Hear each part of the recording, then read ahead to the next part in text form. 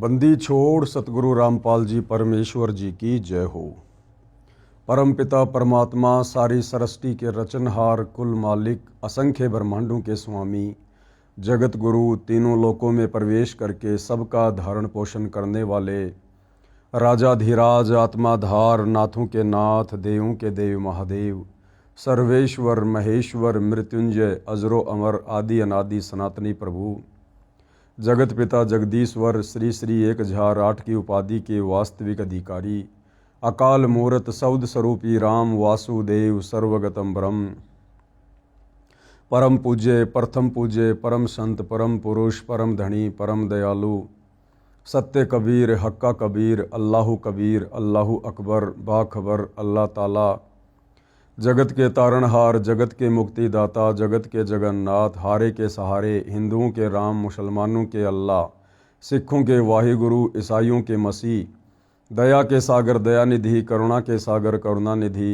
स्वयंभू परिभू, संकट मोचन, कष्टहरण, मंगलकरण, दुख भंजन, अविगत कबीर, निर्विकार निर्विषम परमात्मा, अलय अलेख सतगुरु, आदि अनादि सतगुरु, असली मर्यादा पुरुषोत्तम, असली राम, असली कृष्ण, असली घनश्याम, असली मुरारी, राजाओं के राजा, महाराजाओं के महाराजा, शहंशाहों के शहंशाह, सम्राटों के सम्राट, भगवानों के भगवान, अल्लाहों के अल्लाह, प्रभुओं के प्रभु, मसीहाओं के मसीह, सच्चे वाहिगुरु, बाबाओं के बाबा, पीरों के पीर, सेठों के सेठ, जगत सेठ, सावड़सा सेठ, सर्वगुण संपन्न, अनंत कोटि कलाओं के स्वामी, अनंत कोटि ब्रह्मांडों के नायक, योगियों में महायोगी, ध्यानियों में महाध्यानी, सिद्धों में परम सिद्ध, ज्ञानियों में तत्व ज्ञानी, ब्रह्म ज्ञानी, महाज्ञानी, परम ज्ञानी, सर्वश्रेष्ठ ज्ञानी, विज्ञानी, युवा कबीर, समर्थ कबीर, असमवात, अमित ओझा, सच्चे रहनुमा, करीम अल्लाह, सुभान अल्लाह, दुनिया के अंतिम पैगंबर, 8 सितंबर 1951 से गांव धनाना, जिला सोनीपत, हरियाणा, भारतवर्ष की पावन भूमि पे प्रकट रियल कल की भगवान श्री नारायण साकार हरि, श्री बाबा साहेब, नूर अनंत परमात्मा, सच्चे दरवेश, सच्चे बाखबर, संत शिरोमणि सतगुरु रामपाल जी परमेश्वर जी के चरण कमल में साध संगति से जुड़े हुए देश विदेश से आप और हम सभी सत्सेवक भाई बहनों का अनंत कोटि दंडवत प्रणाम। सत्साई भाई और बहनों, बहुत बड़ी दया, बहुत बड़ी मेहर पूज्य गुरुदेव भगवान की, परमेश्वर रामपाल जी की, जिनके शुभ आशीर्वाद से, विशेष आशीर्वाद से, उन्हीं के कर कमल से लिखित पवित्र पुस्तक हिंदू साहिबान नहीं समझे गीता वेद पुराण, इस पवित्र पुस्तक से विशेषकर हिंदू समाज के भाई बहनों को, श्रद्धालुओं को, परमात्मा चाहने वाली आत्माओं को अध्यात्म के विषय में, भक्ति मार्ग के विषय में बहुत ही गहरी गहरी और अच्छी अच्छी जानकारियां प्राप्त हो रही है। आज इसी श्रृंखला में हमारा ये 8वें नंबर का वीडियो है। प्रत्येक वीडियो में गुरुदेव भगवान के आशीर्वाद से हम अध्यात्म की ऊंचाइयों को छू रहे हैं। हमने पिछले वीडियोज में देखा कि किस प्रकार से आदि शंकराचार्य जी, जिनके बाद सनातन धर्म को, वैदिक धर्म को हिंदू धर्म के नाम से भी जाना जाने लगा, और आदि शंकराचार्य जी ने वैदिक धर्म के स्वरूप को भी अपनी साधना से बिगाड़ दिया। आदि शंकराचार्य ने हिंदू समाज को देवी देवताओं की पूजा पर आधारित कर दिया, जिन देवी देवताओं की पूजा करने के लिए गीता जी अध्याय 7 श्लोक नंबर 20 और 23 में गीता ज्ञान देने वाले भगवान ने, ब्रह्म ने साफ साफ कहा है कि जो अन्य देवी देवताओं की पूजा करते हैं वो अल्प बुद्धि वाले हैं, मंद बुद्धि वाले हैं। और गीता अध्याय 7 श्लोक नंबर 12 से 15 में गीता ज्ञान देने वाले काल ब्रह्म ने सीधे सीधे ब्रह्मा विष्णु महेश यानी तीनों गुणों की पूजा करने को भी मना किया है। जबकि आदि शंकराचार्य जी ने तो देवी देवताओं की पूजा पर, पाखंड पूजा पर, कर्म कांड पर हिंदू समाज से जुड़े भाई बहनों को आधारित कर दिया। आज हम और आगे जानकारी प्राप्त करेंगे कि उसके बाद किस प्रकार से केदारनाथ, बद्रीनाथ, इन धामों की स्थापना हुई, इन तीर्थों की स्थापना हुई, और किस प्रकार इस अध्यात्म को अच्छे से ना समझ पाने के कारण, हमारे हिंदू शास्त्रों को अच्छे से ना समझ पाने के कारण आज पूरा का पूरा हिंदू समाज भक्ति और भगवान के नाम पर भ्रमित होकर इन तीर्थों पर जाकर, इन धामों पर जाकर और अध्यात्म में पतन की ओर जा रहा है। तो शुरू करते हैं भाइयों और बहनों। अद्भुत प्रसंग, एक घटना का जिक्र गुरुदेव भगवान यहाँ पर लिख रहे हैं। पृष्ठ 41 पर पुस्तक हिमालय तीर्थ में लिखा है कि ये हिमालय तीर्थ नाम की पुस्तक आदि शंकराचार्य जी के द्वारा रचित है। और इसके पेज नंबर 41 पर क्या लिखा हुआ है कि भगवान शंकर व पार्वती कपाल मोचन में सुंदर महल बनवाकर निवास करते थे। आदि शंकराचार्य जी लिख रहे हैं अपनी पुस्तक हिमालय तीर्थ में कि भगवान शंकर और पार्वती कपाल मोचन में, एक जगह का नाम है कपाल मोचन, वह एक सुंदर महल बनवाकर निवास करते थे, रह रहे थे। उस स्थान की विशेषताओं से मुग्ध होकर उस मकान पर कब्जा करने के मकसद से भगवान विष्णु एक बालक रूप धारण करके ऋषि गंगा के पास बुरी तरह हाथ पैर मारकर रोने लगे। अब सुनते जाना भाइयों और बहनों, हम जिन प्रधान देवताओं को ब्रह्मा विष्णु महेश को सर्वश्रेष्ठ मानकर, परमात्मा मानकर उनकी पूजा में लीन हैं, उन्हीं की भक्ति से मोक्ष की उम्मीद लगाई बैठे हैं, इन देवी देवताओं के अंदर भी किस कदर हम आम इंसानों की तरह राग, द्वेष, ईर्ष्या, इस प्रकार की भावनाएं ओतप्रोत हैं। और ये जो तीनों देवता हैं ब्रह्मा विष्णु महेश, ये तीनों सगे भाई हैं। दुर्गा इनकी माता है और गीता का ज्ञान देने वाला ब्रह्म, काल ब्रह्म, ये इनका पिता है। तो शंकर और पार्वती जी ने अपने लिए कपाल मोचन में एक सुंदर महल बनवाया। उस महल की विशेषताओं को देखकर सुनकर भगवान विष्णु के मन में उस महल पर, उस मकान पर कब्जा करने की दुर्बुद्धि उत्पन्न हुई। इस पुस्तक में लिखा हुआ है, शिव भगवान व माता पार्वती जी स्नान करने जा रहे थे।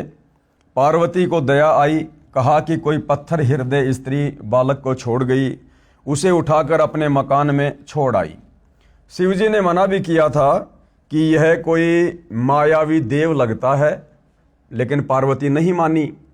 जब स्नान करके शिवजी व पार्वती जी लौटे तो तब तक उस बालक ने चतुर्भुज नारायण रूप धारण करके, यानी विष्णु का रूप धारण करके सारे क्षेत्र पर कब्जा कर लिया था। उसकी नारायण रूप में पूजा होती है। शिवजी विवाद से बचकर, यानी लड़ाई झगड़े से बचकर उसे छोड़कर केदारनाथ चले गए, वहां स्थित हो गए, वहां शिव का ज्योतिर्लिंग स्थापित कर दिया। अब बताओ भाई और बहनों, इस हिमालय तीर्थ पुस्तक के अनुसार जब हमारे प्रधान तीनों देवताओं के ये चरित्र हैं, विष्णु जी ने अपने भाई के मकान पर कब्जा कर लिया और हम उन्हीं की भक्ति कर रहे हैं, उन्हीं की पूजा करेंगे, तो उनके वो अवगुण हमारे अंदर स्वतः ही आएंगे। यानी जिसको हम इष्ट मानकर पूजा करेंगे उसके गुण अवगुण साधक में आते हैं। तो बताइए हमारा हृदय कैसे निर्मल होगा, हमारी आत्मा, हमारा मन कैसे पाप मुक्त होगा। हम जिन भगवानों को, जिन देवताओं को इष्ट मानकर पूजते हैं, जिनकी भक्ति करते हैं, जब उनके खुद के मन में, खुद के हृदय में इतना छल कपट भरा हुआ है, तो अब गुरुदेव कह रहे हैं विचार करो इस कथा से हमें क्या शिक्षा लेनी है। इन देवताओं की कहानियों से क्या शिक्षा मिलेगी? क्या दूसरे के घर पर कब्जा करना नेक व्यक्ति का कार्य है? महादुष्ट व्यक्ति ऐसी हरकत करता है। क्या ऐसे व्यक्ति देवता माने जा सकते हैं? क्या इनकी पूजा करने को मन करेगा? क्या श्री विष्णु जी ऐसी बेहुदी हरकत कर सकते हैं? क्या वे बैकुंठ को छोड़कर इस कपाल मोचन पर रहना चाहेंगे? ये सब पुराणों का बोया हुआ बीज है। पाठक जन प्रमाण के लिए लगी फोटो कॉपी भी पढ़ें ताकि आपको भ्रम न रह जाए कि रामपाल ने कुछ मिलाकर लिखा है। यानी सतगुरु रामपाल जी कह रहे हैं कि भैया मैं अपनी तरफ से एक शब्द भी नहीं बोल रहा, ना मैं लिख रहा। तुम्हारे धर्मशास्त्र, तुम्हारे शंकराचार्यों की पुस्तक, अरे उनमें लिखा हुआ तो मानकर ग्रहण करोगे, उसके बाद तो कोई संशय, कोई शंका नहीं होनी चाहिए। सन 2013 में केदारनाथ पर लाखों श्रद्धालु पूजा के लिए गए थे। तेज बारिश हुई, बाढ़ आ गई, पर्वत गिर गए, लगभग 1 लाख भगत व भगतमती बहनें बच्चे मारे गए, अनर्थ हो गया। यदि भक्ति शास्त्रोक्त है यानी शास्त्रों के अनुकूल है तो भगत की रक्षा परमात्मा करते हैं। अब उस केदारनाथ में जाना, वहां जाकर भक्ति करना, शिवलिंग की पूजा करना, यदि ये साधना हमारे वेदों में है, हमारी गीता में है, यदि ये शास्त्रों के अनुसार होती तो क्या भगवान अपने भगत की रक्षा नहीं करता? क्योंकि शास्त्र विधि अनुसार साधना करने वाले भगत की रक्षा तो भगवान करता है, अन्यथा फिर उस भक्ति के करने का फायदा क्या? कबीर परमेश्वर जी कहते हैं, जय हमरा भगत पछोड़ी होई तो हमरा नाम ना लेवे कोई। यदि सत भक्ति करते करते मेरे भगत के ऊपर आपत्ति आ गई तो मेरा नाम कौन लेगा, मेरी भक्ति कौन करेगा? तो हिंदू समाज से जुड़े भाई और बहनों को विचार करना चाहिए, यदि इन धामों पर जाकर, तीर्थों पर जाकर पूजा करना, इनके दर्शन करना, यदि ये शास्त्रों के अनुसार साधना होती तो क्या भगवान शंकर अपने भक्तों की रक्षा नहीं करते? जहां केदारनाथ में पर्वत गिर जाने से, तेज बारिश आ जाने से लाखों श्रद्धालुओं की, भक्तों की दुर्गति से मौत हुई।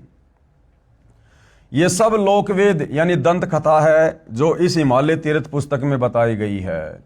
अब गुरुदेव भगवान कह रहे हैं, इस हिमालय तीर्थ पुस्तक में जो इस प्रकार की कथाएं लिखी हुई है ना, विष्णु जी के बारे में, शंकर जी के बारे में, ये सब दंत कथाएं हैं, लोकवेद हैं, जिनके ऊपर आज पूरा हिंदू समाज आधारित होकर बैठा हुआ है। इस साधना से अनमोल मानव जीवन नष्ट हो जाता है। ये सब प्रपंच यानी षड्यंत्र काल ब्रह्म ने किए हैं, जीवों से शास्त्र विधि के विपरीत फिजूल की पूजा करवाने के लिए, उनका मानव जीवन नष्ट करवाने के लिए। ये सारा का सारा प्रपंच कौन करवाता है? ये काल ब्रह्म। कौन काल ब्रह्म? ये गीता का ज्ञान देने वाला ब्रह्म, भगवान, ब्रह्मा विष्णु महेश का पिता, दुर्गा का पति। ये नहीं चाहता कि कोई भी आत्मा मेरे 21 ब्रह्मांड से मोक्ष करवा कर बाहर निकल जाए, परम धाम सतलोक चली जाए।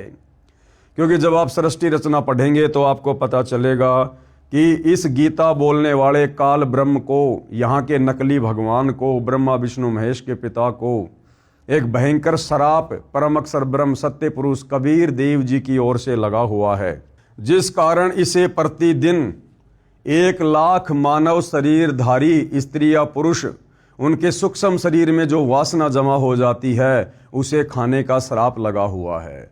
तो ये कभी नहीं चाहेगा कि कोई भी प्राणी मेरे 21 ब्रह्मांड से शत भक्ति करके बाहर निकल जाए। इसलिए ये हर किसी को भ्रमित रखता है भक्ति और भगवान के नाम पर। ये वही पुस्तक है हिमालय तीर्थ, ये वही पुस्तक है हिमालय तीर्थ, जिसकी फोटोकॉपी पूज्य गुरुदेव भगवान ने लगा रखी है। ये कहाँ से प्रकाशित है? इसके प्रकाशक हैं रंजू चक्रवर्ती, 76A/1 बामाचरण राय रोड, कलकत्ता। इनके फ़ोन और फैक्स नंबर हैं ताकि किसी को कोई शंका ना रहे। ये फोटोकॉपी पुस्तक हिमालय तीर्थ के पेज नंबर 17 से 21 तथा 41 और 42 की है। उत्तराखंड के पंच केदार श्री केदारनाथ, भारत के उत्तर नागाधिराज की सुरम्य उपत्यका में स्थित केदार क्षेत्र प्राचीन काल से ही मानव मात्र के लिए पावन मोक्षदायक रहा है। इस क्षेत्र की प्राचीनता एवं पौराणिक महत्व के संबंध में स्वयं भगवान शंकर ने स्कंद पुराण में माता पार्वती के प्रश्न का उत्तर अपने श्री मुख से निम्न प्रकार दिया है। ये संस्कृत में लिखा हुआ है, पढ़ लेना आप जी। उसी हिमालय तीर्थ नामक पुस्तक की ये फोटोकॉपी है। यानी जो बातें पूज्य गुरुदेव भगवान ने अपने कर कमल से इस पवित्र पुस्तक हिंदू साहिबान नहीं समझे गीता वेद पुराण में लिखी है, वो सारी बातें यहाँ पर लिखी हुई हैं ताकि किसी को कोई संदेह ना हो। ऋषि श्री नर और नारायण ने भगवान शिव को प्रसन्न करने के लिए बड़ी कठिन तपस्या की। अब बताओ, तपस्या करने के लिए तो गीता जी मना कर रही है, वेद मना कर रहे हैं, और इस केदार क्षेत्र में नर और नारायण ने शंकर जी को प्रसन्न करने के लिए कड़ी तपस्या की। तो बताओ भाई और बहनों, हम जिस केदारनाथ धाम में जा रहे हैं मुक्ति के लिए, उस धाम की स्थापना ही शास्त्र विरुद्ध साधना से हुई है, नर और नारायण के तपस्या करने से हुई है।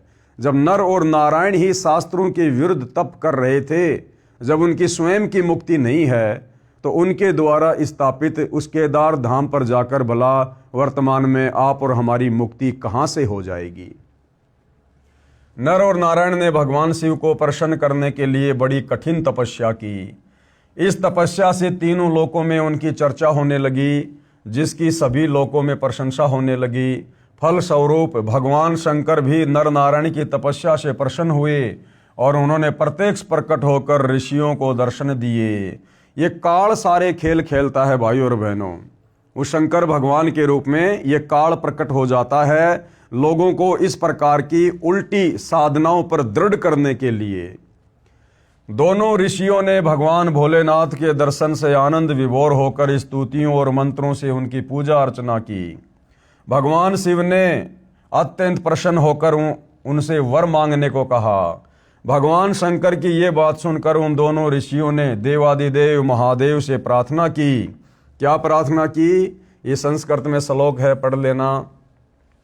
हे प्रभु, यदि आप प्रसन्न हैं और वर देना चाहते हैं तो अपने इसी स्वरूप में जगत कल्याण एवं हमारी पूजा प्राप्त करने हेतु यहाँ स्थित होवे, ताकि जगत का महान उपकार एवं भक्तों के मनोरथ आपके दर्शनों से परिपूर्ण हो।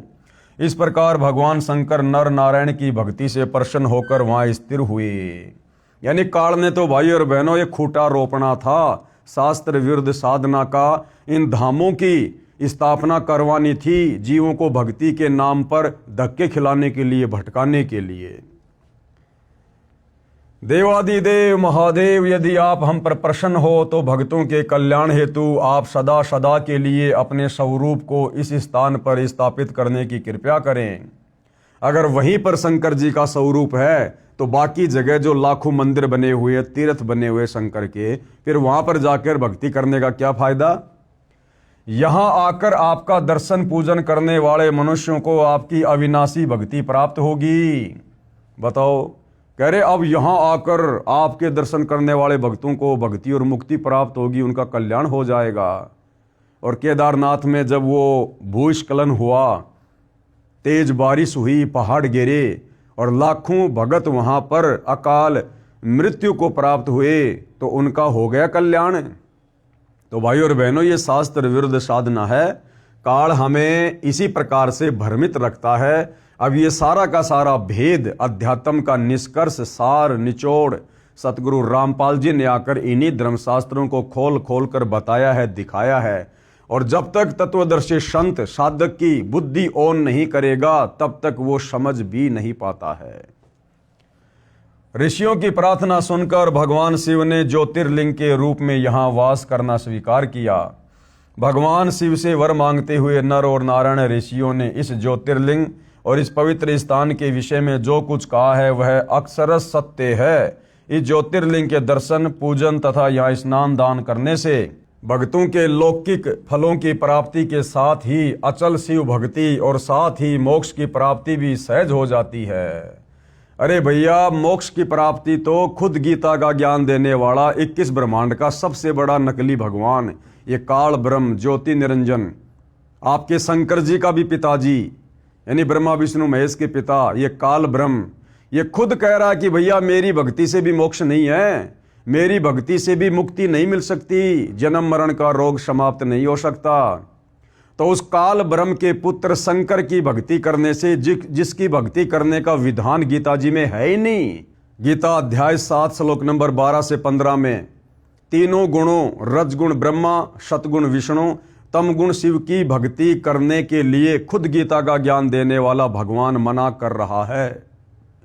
तो भला शंकर जी की भक्ति करने से, इस धाम पर जाने से, ज्योतिर्लिंग की पूजा करने से, दर्शन करने से भला कैसे मुक्ति हो जाएगी, जब स्वयं शंकर जी जन्म और मरण में हैं, स्वयं शंकर जी की मुक्ति नहीं है।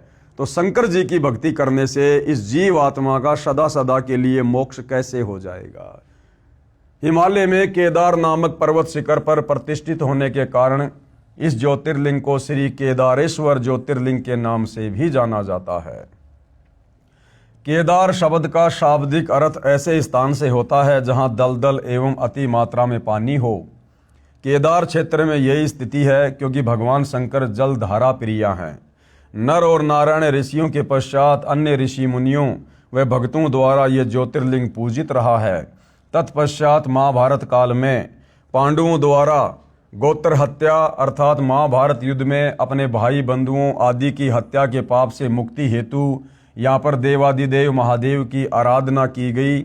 इस प्रसंग में पुराणों में एक कथा आती है। भगवान वेद व्यास जी की आज्ञा से पांडव केदार क्षेत्र में आए। भगवान महिष यानी भैंस का रूप धारण कर, कौन, ये काल ब्रह्म, इसने भैंस का रूप धारण किया और केदार अंचल में विचरण करने लगे।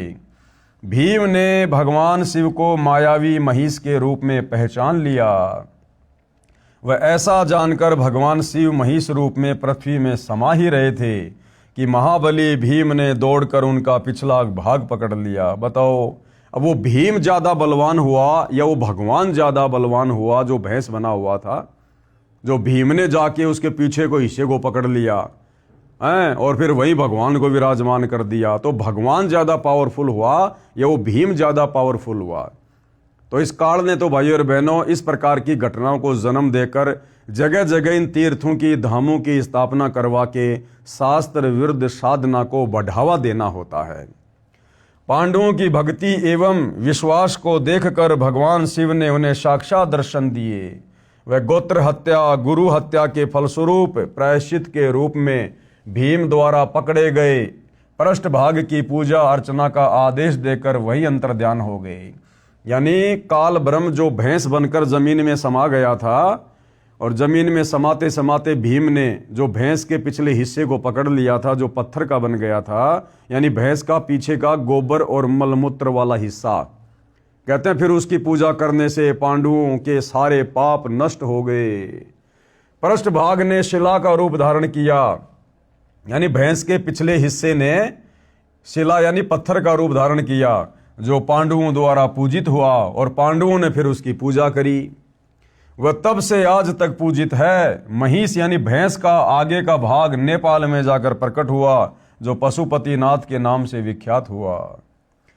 महिष यानी भैंस के अन्य 4 भाग क्रमशः तुंगनाथ में बाहु, रुद्रनाथ में मुख, महेश्वरम में नाभि, कल्पेश्वरम में जटा, इस प्रकार केदारनाथ को छोड़कर महिष यानी भैंस रूपी भगवान शंकर के अन्य 4 भाग केदार क्षेत्र में प्रतिष्ठित हुए। केदारनाथ सहित ये स्थान पंच केदार के नाम से विख्यात है। यानी इस प्रकार से काल ने शास्त्र विरुद्ध साधना करवाने के लिए इन धामों की स्थापना करवाई, जहां जाकर भक्ति करके आज पूरा हिंदू समाज मुक्ति की उम्मीद में बैठा हुआ है। भाई मुक्ति नहीं, दुर्गति प्राप्त होगी, दुर्गति। तो भाइयों और बहनों, ये इस पुस्तक के अंदर सब कुछ लिखा हुआ है। आप और हमें किसी प्रकार की कोई शंका ना रहे, इसलिए सतगुरु रामपाल जी ने इस पुस्तक का हवाला दिया है और इसके कुछ पृष्ठ हैं जो यहाँ पर उन्होंने ऐड किए हैं, लिखे हुए हैं।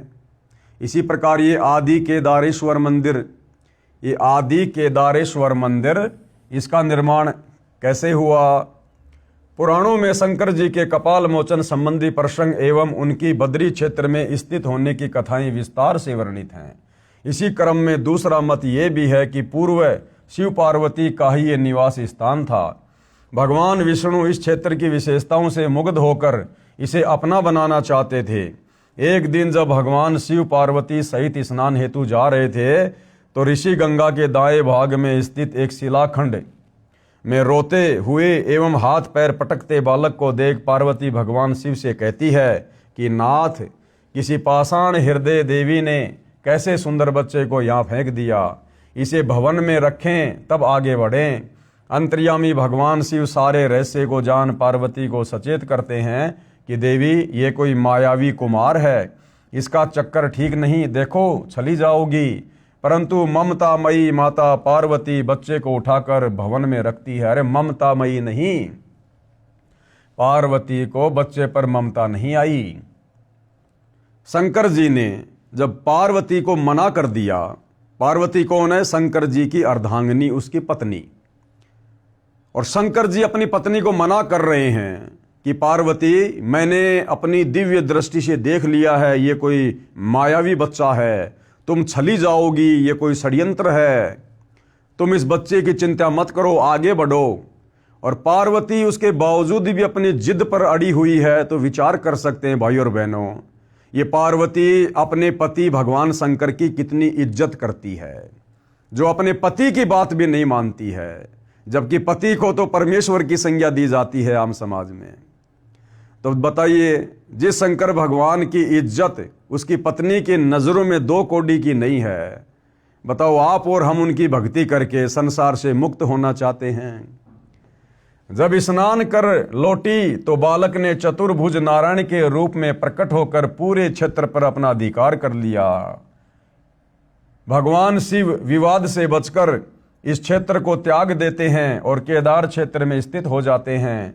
भगवान शिव ने अपने श्री मुख से मां पार्वती को बताया है कि देवी, अब ये कथा कौन लिख रहे हैं? श्री आदि शंकराचार्य जी, हिमालय तीर्थ नामक पुस्तक में। कहते हैं शंकर और पार्वती जी ने ऐसे ऐसे कपाल मोचन में एक बहुत ही अच्छा महल बनवाया। उस मकान की विशेषताओं को देखकर श्री विष्णु जी के मन में दोष उत्पन्न हो गया कि ऐसा सुंदर मकान तो मेरे कब्जे में होना चाहिए। और श्री विष्णु जी ने षड्यंत्र रचा। जब पार्वती और शंकर जी जा रहे थे तो एक बच्चे का रूप बनाकर रोने लगा, हाथ पैर मारने लगा। पार्वती जी को दया आ गई कि इस बच्चे को हम अपने महल में छोड़ेंगे, फिर आगे बढ़ेंगे।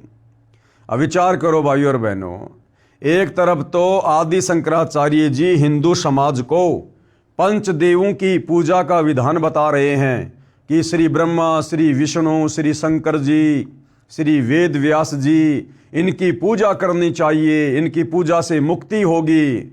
और दूसरी तरफ इसी पुस्तक हिमालय तीर्थ में श्री आदि शंकराचार्य जी विष्णु जी के चरित्र के विषय में भी लिख रहे हैं कि विष्णु जी के मन में दोष आ गया, विष्णु जी ने उस मकान के ऊपर कब्जा करने की सोच ली। अब बताओ भाई और बहनों, अपने भाई के मकान पर कब्जा करने वाला, किसी दूसरे की संपत्ति पर कब्जा करने वाला एक सभ्य इंसान भी नहीं हो सकता, देवता तो बहुत दूर की बात है।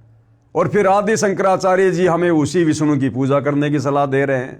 तो भाई और बहनों, सब कुछ गोलमाल है, सब कुछ गोलमाल।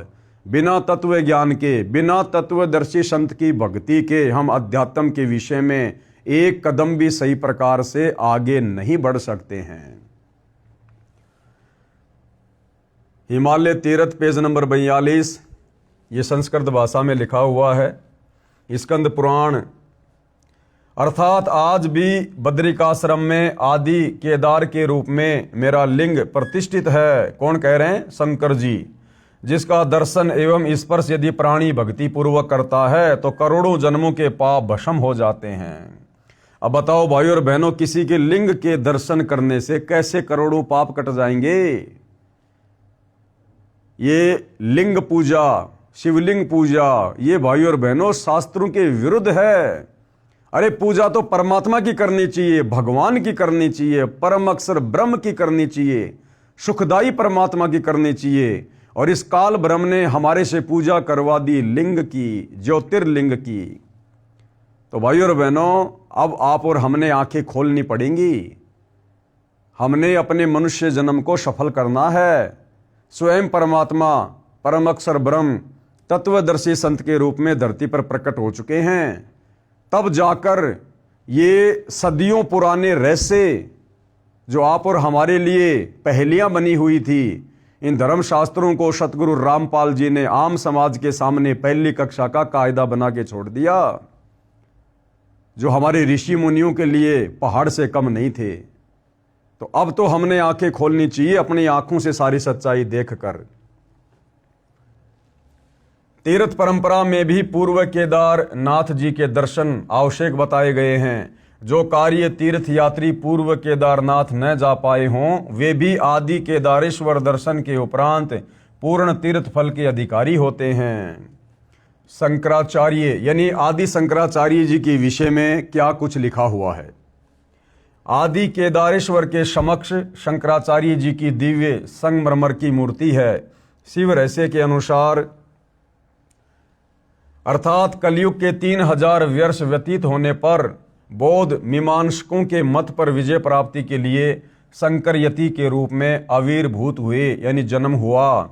शंकराचार्य जी के दर्शनों के उपरांत भगवान बद्रीश्वर के मंदिर में प्रवेश की परंपरा है। बताओ, पहले तो शंकराचार्य के दर्शन करो, यानी एक जीव के दर्शन करो, और उसके बाद फिर भगवान के दर्शन करने जाओ।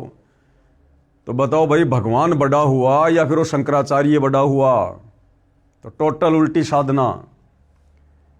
इसी पुस्तक के पेज नंबर 78-85 तक जो फोटोकॉपी लगी है, इनमें कहा है कि नर तथा नारायण ऋषियों ने कठिन तप यानी घोर तप किया। अभी आपने हिमालय तीर्थ नामक पुस्तक में नर और नारायण की कथा सुनी है। अब उसका निष्कर्ष सतगुरु रामपाल जी बताने जा रहे हैं कि नर और नारायण ने जो घोर तपस्या की, क्या हमारे शास्त्रों में, गीता जी में और चारों वेदों में क्या कहीं इस प्रकार से घोर तप करने का कहीं कोई प्रावधान है?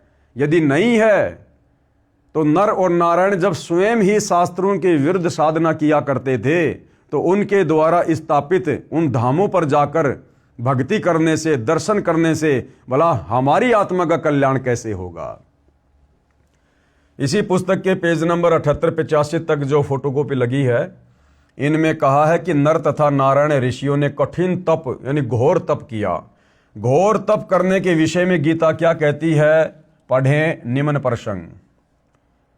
विश्व में जितने धर्म यानी पंथ प्रचलित हैं, उनमें सनातन धर्म यानी सनातन पंथ, जिसे आदि शंकराचार्य के बाद उनके द्वारा बताई साधना करने वालों के जन समूह को हिंदू कहा जाने लगा तथा सनातन पंथ को हिंदू धर्म के नाम से जाना जाने लगा।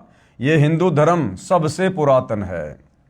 हिंदू धर्म की रीढ़ पवित्र चारों वेद, ऋग्वेद, यजुर्वेद, सामवेद तथा अथर्ववेद तथा पवित्र श्रीमद् भगवद गीता है। यानी हिंदू धर्म के पवित्र ग्रंथ क्या हैं? चारों वेद और पवित्र गीता जी।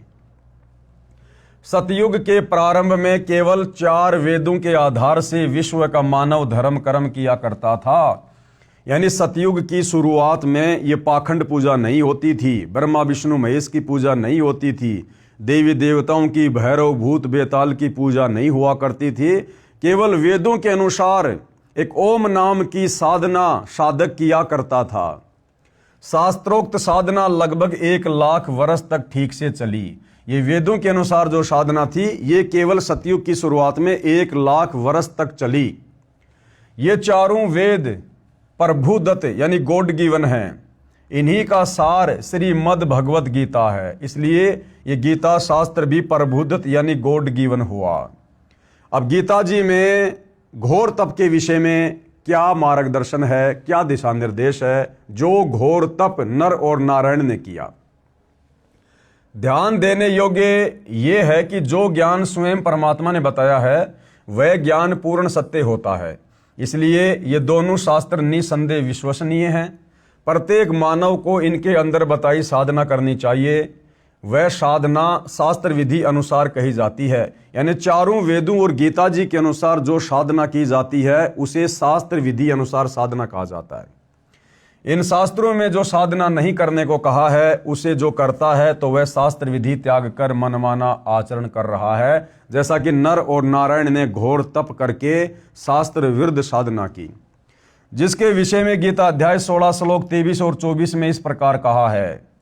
यानी शास्त्र विधि को त्याग के जो मनमानी भक्ति साधना करता है, उसके विषय में खुद गीता का ज्ञान देने वाला भगवान ये काल ब्रह्म गीता जी में क्या कह रहा है। श्लोक नंबर 23, जो पुरुष यानी जो भगत, जो व्यक्ति, जो साधक यानी साधक शास्त्र विधि को त्याग कर, यानी वेद और गीता जी वाली भक्ति विधि को त्याग कर अपनी इच्छा से मनमाना आचरण करता है, वह न सिद्धि को प्राप्त होता है, न परम गति यानी पूर्ण मोक्ष को, और न सुख को ही प्राप्त होता है। गीता अध्याय 16 श्लोक नंबर 23 का ये निष्कर्ष है। फिर श्लोक नंबर 24 क्या कहता है? इससे तेरे लिए इस कर्तव्य यानी जो भक्ति कर्म करने योग्य हैं, और अकर्तव्य यानी जो भक्ति कर्म न करने योग्य हैं, इस व्यवस्था में शास्त्र ही प्रमाण हैं। ऐसा जानकर तू शास्त्र विधि से नियत कर्म यानी जो शास्त्रों में करने को कहा है, वो भक्ति कर्म ही करने योग्य हैं। गीता अध्याय 16 श्लोक नंबर 24। हिंदू साहिबान पढ़ें फोटोकॉपी श्रीमद् भगवद गीता पद छेद 99 के अध्याय 16 श्लोक 23-24 की प्रमाण के लिए, जो गीता प्रेस गोरखपुर से मुद्रित है तथा प्रकाशित है तथा श्री जय दयाल गोविंदका जी द्वारा अनुवादित है। यानी शास्त्र विधि को त्याग कर वेद और गीता जी के विरुद्ध जो साधना की जाती है उसके विषय में गीता जी क्या कह रही है। गीता अध्याय 16 श्लोक 23 की फोटोकॉपी है। ये संस्कृत में श्लोक है आप जी की आंखों के सामने, इधर हिंदी में अनुवाद है। जो पुरुष यानी जो व्यक्ति, जो भगत शास्त्र विधि को त्याग कर, शास्त्र विधि यानी वेद और गीता जी में जो भक्ति लिखी है उस भक्ति को त्याग कर जो अपनी तरफ से मनमानी भक्ति करता है, कोई तप करता है, अपनी इच्छा से मनमाना आचरण करता है, वह न सिद्धि को प्राप्त होता है, यानी उसका कोई कार्य सिद्ध नहीं होता है भक्ति वाला, आत्म कल्याण वाला, न परम गति को, और न अंत समय में मरने के बाद उसे परम गति मिलती है, और न सुख को ही प्राप्त होता है, और ना उसे किसी प्रकार का कोई आध्यात्मिक लाभ या सुख मिलता है। किसको? जो व्यक्ति शास्त्रों के विरुद्ध मनमाने तरीके से भक्ति करता है, मनमाने मंत्रों का जाप करता है। और भाइयों और बहनों, चारों वेदों में और गीता जी में केवल एक ओम मंत्र के जाप करने का विधान है, और ये ओम मंत्र इस काल ब्रह्म का है, ब्रह्म साधना का। इसके अलावा कोई भी व्यक्ति जो भी मंत्र जाप करता है वो इस काल की प्राप्ति नहीं कर सकता, इसके ब्रह्मलोक को प्राप्त नहीं कर सकता, और सीधा नरक में और 84 लाख योनियों में ही जाता है। फिर गीता अध्याय 16 श्लोक 24 हमें क्या कह रहा है कि भाई फिर हमें क्या करना चाहिए, फिर हमें किस चीज को आधार बनाना चाहिए कि कौन सी भक्ति सही है और कौन सी भक्ति गलत है। तो गीता अध्याय 16 श्लोक 24 क्या कहता है? तस्मात् शास्त्रम प्रमाणम, यानी अर्जुन इसके लिए शास्त्र ही प्रमाण है। और शास्त्र क्या है? चारों वेद और गीता जी।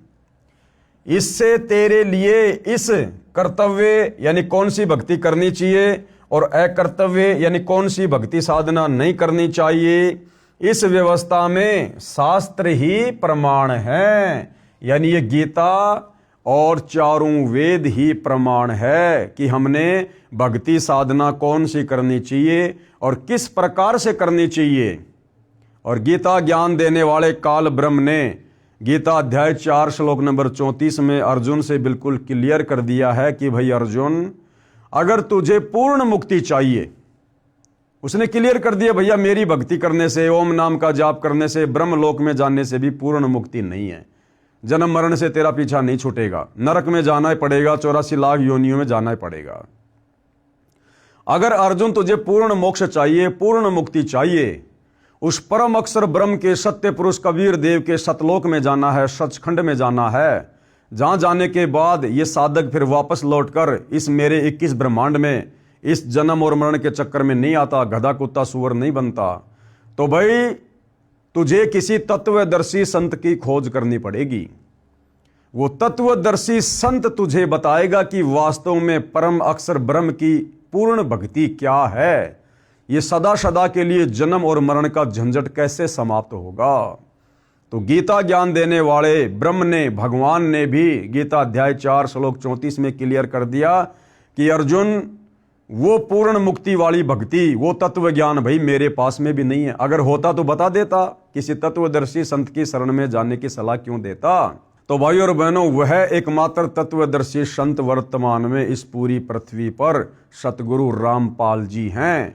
निसंदेह आप लोगों को अब ये बात धीरे धीरे समझ में आ जानी चाहिए, क्योंकि आज से पहले हमारे किसी भी धर्म गुरु ने, किसी भी आचार्य और शंकराचार्य ने इस अध्यात्म को इस प्रकार से सार्वजनिक तौर पर दिखा कर क्लियर नहीं किया, जिस प्रकार से सन 1994 से सतगुरु रामपाल जी करते आ रहे हैं।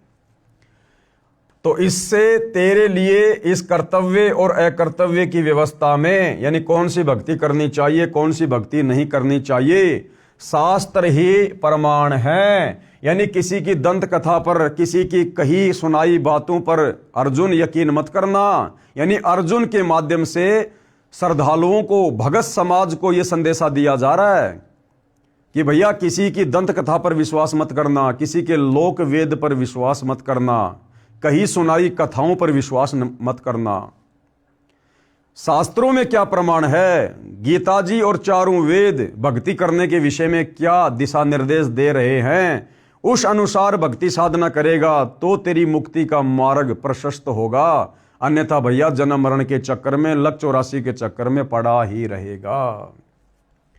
ऐसा जानकर तू शास्त्र विधि से नियत कर्म ही करने योग्य हैं, यानी शास्त्र विधि के अनुसार जो धर्म कर्म करने चाहिए वही करने चाहिए, उन्हीं से भैया मुक्ति का रास्ता साफ होगा। अब देवताओं की पूजा का लाभ, यानी श्री आदि शंकराचार्य जी ने जिस प्रकार से हिंदू समाज को देवी देवताओं की पूजा पर, भक्ति पर, पाखंड पूजा पर, कर्म कांड पर आधारित कर दिया था, अब इन देवी देवताओं की पूजा के विषय में, इन देवी देवताओं की पूजा से मिलने वाले लाभ या हानि के विषय में हमारे पवित्र सदग्रंथ क्या कह रहे हैं, गीता जी क्या कह रही है। पढ़ते हैं पवित्र श्रीमद् भगवत गीता से अध्याय 17 श्लोक 1 और 6। श्लोक 1 में क्या कहा गया है। इस श्लोक में अर्जुन ने गीता ज्ञान देने वाले प्रभु से प्रश्न किया है कि हे कृष्ण, जो मनुष्य शास्त्र विधि को त्याग कर श्रद्धा से युक्त हुए देवादि यानी देवी देवताओं का पूजन करते हैं, उनकी स्थिति फिर कौन सी है। यानी जो व्यक्ति बड़ी श्रद्धा से, बड़ी लगन से, अध्यात्म ज्ञान के अभाव में जो इन देवी देवताओं की पूजा करते हैं, तो उसकी क्या स्थिति है, उससे क्या लाभ मिलता है। सात्विक हैं अथवा राजसी या तामसी, यानी वो साधक वो किस स्वभाव के होते हैं जो देवी देवताओं की पूजा करते हैं, उनका स्वभाव कैसा होता है, उनका आचरण कैसा होता है। वे सात्विक प्रवृत्ति के होते हैं या राजसी प्रवृत्ति के या फिर तामसी प्रवृत्ति के। गीता अध्याय 7 श्लोक 1 में अर्जुन ने सवाल किया। अब इसका उत्तर श्लोक 2 और 6 तक दिया गया है। गीता ज्ञानदाता प्रभु का उत्तर संक्षिप्त में इस प्रकार है। मनुष्यों की श्रद्धा उनके पूर्व जन्म के संस्कार अनुसार सात्विक, राजसी तथा तामसी होती है। यानी किस मनुष्य ने, किस भगत ने पूर्व जन्म में किस प्रकार की भक्ति साधना की है, उसी प्रकार से अगले मनुष्य जन्म में जब भी उसको प्राप्त होता है लक 84 भोगने के बाद, तो पिछले जन्म की भक्ति के आधार से उसके अगले जन्म की साधना का मार्ग निकल कर सामने आता है कि वो व्यक्ति किस प्रवृत्ति का है, राजसी प्रवृत्ति का है, तामसी प्रवृत्ति का है या फिर सात्विक प्रवृत्ति का है। गीता अध्याय 17 श्लोक 2 का निष्कर्ष है। हे भारत यानी हे अर्जुन, सभी मनुष्यों की श्रद्धा उनके अंतःकरण के अनुरूप होती है। जिनकी जैसी श्रद्धा होती है वह स्वयं भी वही है, यानी वैसे ही स्वभाव का है। गीता अध्याय 17 श्लोक 3 का सारांश है। शास्त्र विरुद्ध साधना करने वाले सात्विक पुरुष देवों को पूजते हैं। यानी जो सात्विक स्वभाव के भगत होते हैं, व्यक्ति होते हैं, वो देवताओं का पूजन करते हैं। राजस पुरुष यक्ष और राक्षसों को तथा अन्य जो तामस मनुष्य हैं, जो क्रोधी हैं, वे प्रेत और भूत गणों को पूजते हैं। ये गीता अध्याय 17 श्लोक नंबर 4 का निष्कर्ष है। हे अर्जुन, जो मनुष्य शास्त्र विधि से रहित केवल मनमाना, मन कल्पित घोर तप को तपते हैं तथा दंभ और अहंकार से युक्त कामना, आसक्ति और बल के अभिमान से भी युक्त हैं। गीता अध्याय 17 श्लोक 5। यानी इस प्रकार के जो ये साधक होते हैं, इनके अंदर कमियां ही कमियां होती हैं। तथा जो शरीर रूप से स्थित भूत समुदाय को तथा अंतःकरण में स्थित मुझको यानी गीता ज्ञानदाता प्रभु को भी दुखी करने वाले हैं। यानी राजसी, तामसी और सात्विक भक्ति करने वाले साधक, ये गीता का ज्ञान देने वाला काल ब्रह्म कह रहा है कि ये इस प्रकार के श्रद्धालु मुझे भी दुखी करने वाले हैं, मुझे भी ये पीड़ा देते हैं इस प्रकार की आदि अधूरी भक्ति करके, यानी कष्ट पहुंचाते हैं। उन अज्ञानियों को तू असुर स्वभाव वाले जान। राजस, तामसी और सात्विक यानी देवी देवताओं की भक्ति करने वाले, गीता का ज्ञानदाता कह रहा है कि वो भगत नहीं है, वो असुर स्वभाव वाले हैं, राक्षस प्रवृत्ति के लोग जान उनको, उन अज्ञानियों को तू असुर स्वभाव वाले जान।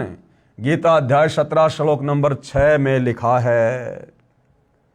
यही प्रमाण गीता अध्याय 16 श्लोक 17 से 20 में भी है। कहा है कि श्लोक 17, वे अपने आप को ही श्रेष्ठ मानने वाले घमंडी पुरुष धन और मान के मद से युक्त केवल नाम मात्र के यज्ञों द्वारा पाखंड से शास्त्र विधि रहित यजन यानी पूजन करते हैं। गीता अध्याय 16 श्लोक 17 का निष्कर्ष है। फिर श्लोक 18 क्या कहता है? अहंकार, बल, घमंड और ये क्रोध आदि के परायण और दूसरों की निंदा करने वाले पुरुष अपने और दूसरों के शरीर में स्थित मुझसे यानी गीता ज्ञान दाता से द्वेष करने वाले होते हैं। यानी देवी देवताओं की पूजा करने वाले को ये गीता ज्ञान दाता कह रहा है कि वो तो मेरे से भी द्वेष करने वाले हैं, वो तो मेरी साधना पूजा भी नहीं करते। गीता अध्याय 16 श्लोक 18। श्लोक 19 क्या कहता है?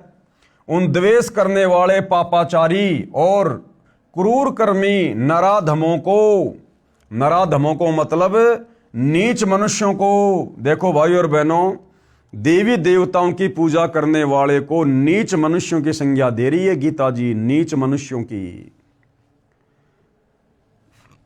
उन द्वेष करने वाले पापाचारी और क्रूर कर्मी नराधमों को यानी नीच मनुष्यों को मैं संसार में बार बार आसुरी योनियों में ही डालता हूं। कौन कह रहा है? गीता का ज्ञान देने वाला ब्रह्म।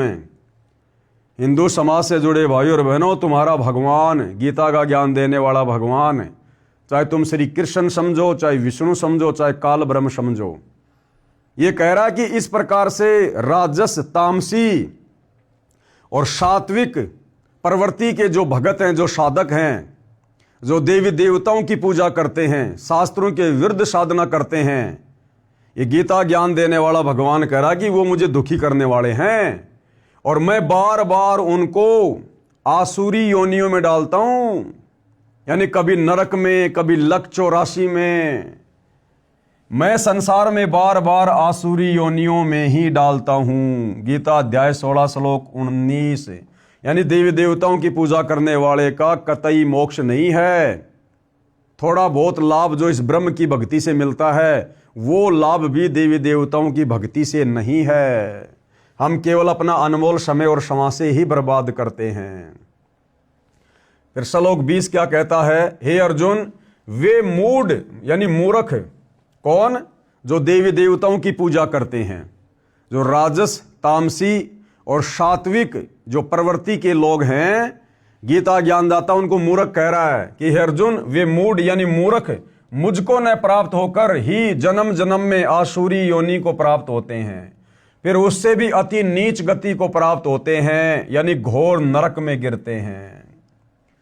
उपरोक्त श्रीमद् भगवद गीता के श्लोकों का निष्कर्ष अब पूज्य गुरुदेव भगवान हमें और अच्छे से संक्षिप्त में सरल रूप में समझा रहे हैं कि इन तमाम बातों का क्या निष्कर्ष है।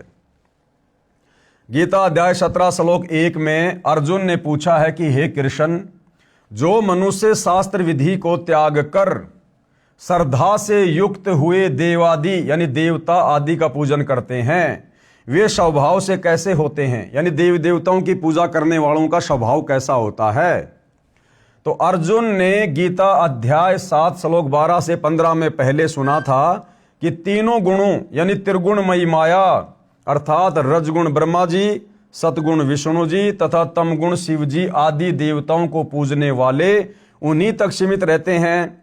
उनकी बुद्धि उनसे ऊपर मुझ गीता ज्ञान दाता की भक्ति तक नहीं जाती है, जिसका ज्ञान इस त्रिगुणमयी माया द्वारा हरा जा चुका है।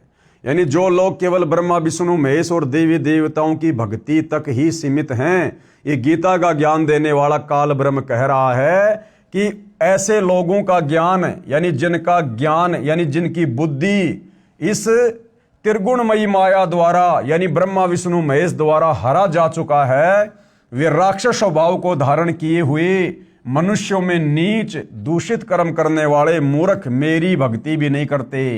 गीता का ज्ञान देने वाला काल ब्रह्म कह रहा है कि मेरी भक्ति भी नहीं करते।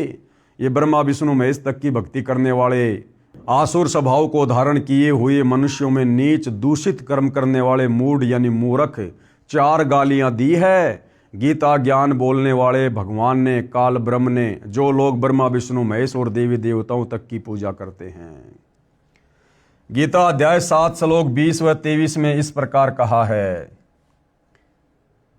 इनमें श्लोक 12 व 15 को फिर दोहराया है। कहा है कि उन भोगों की कामना द्वारा जिनका ज्ञान हरा जा चुका है, यानी ब्रह्मा विष्णु महेश और देवी देवताओं की पूजा करके क्षणिक लाभ प्राप्त करने वाले लोगों के विषय में कहा जा रहा है कि जिनका ज्ञान हरा जा चुका है, वे लोग अपने स्वभाव से प्रेरित होकर उस नियम को धारण करके, यानी लोकवेद दंत कथाओं के आधार से अन्य देवताओं को भजते हैं, अर्थात पूजते हैं, जो गीता जी में निषेध है यानी मना किया हुआ है कि रजगुण ब्रह्मा जी, सतगुण विष्णु जी तथा तमगुण शिव जी व अन्य देवी देवताओं की पूजा नहीं करनी चाहिए। गीता जी मना कर रही है।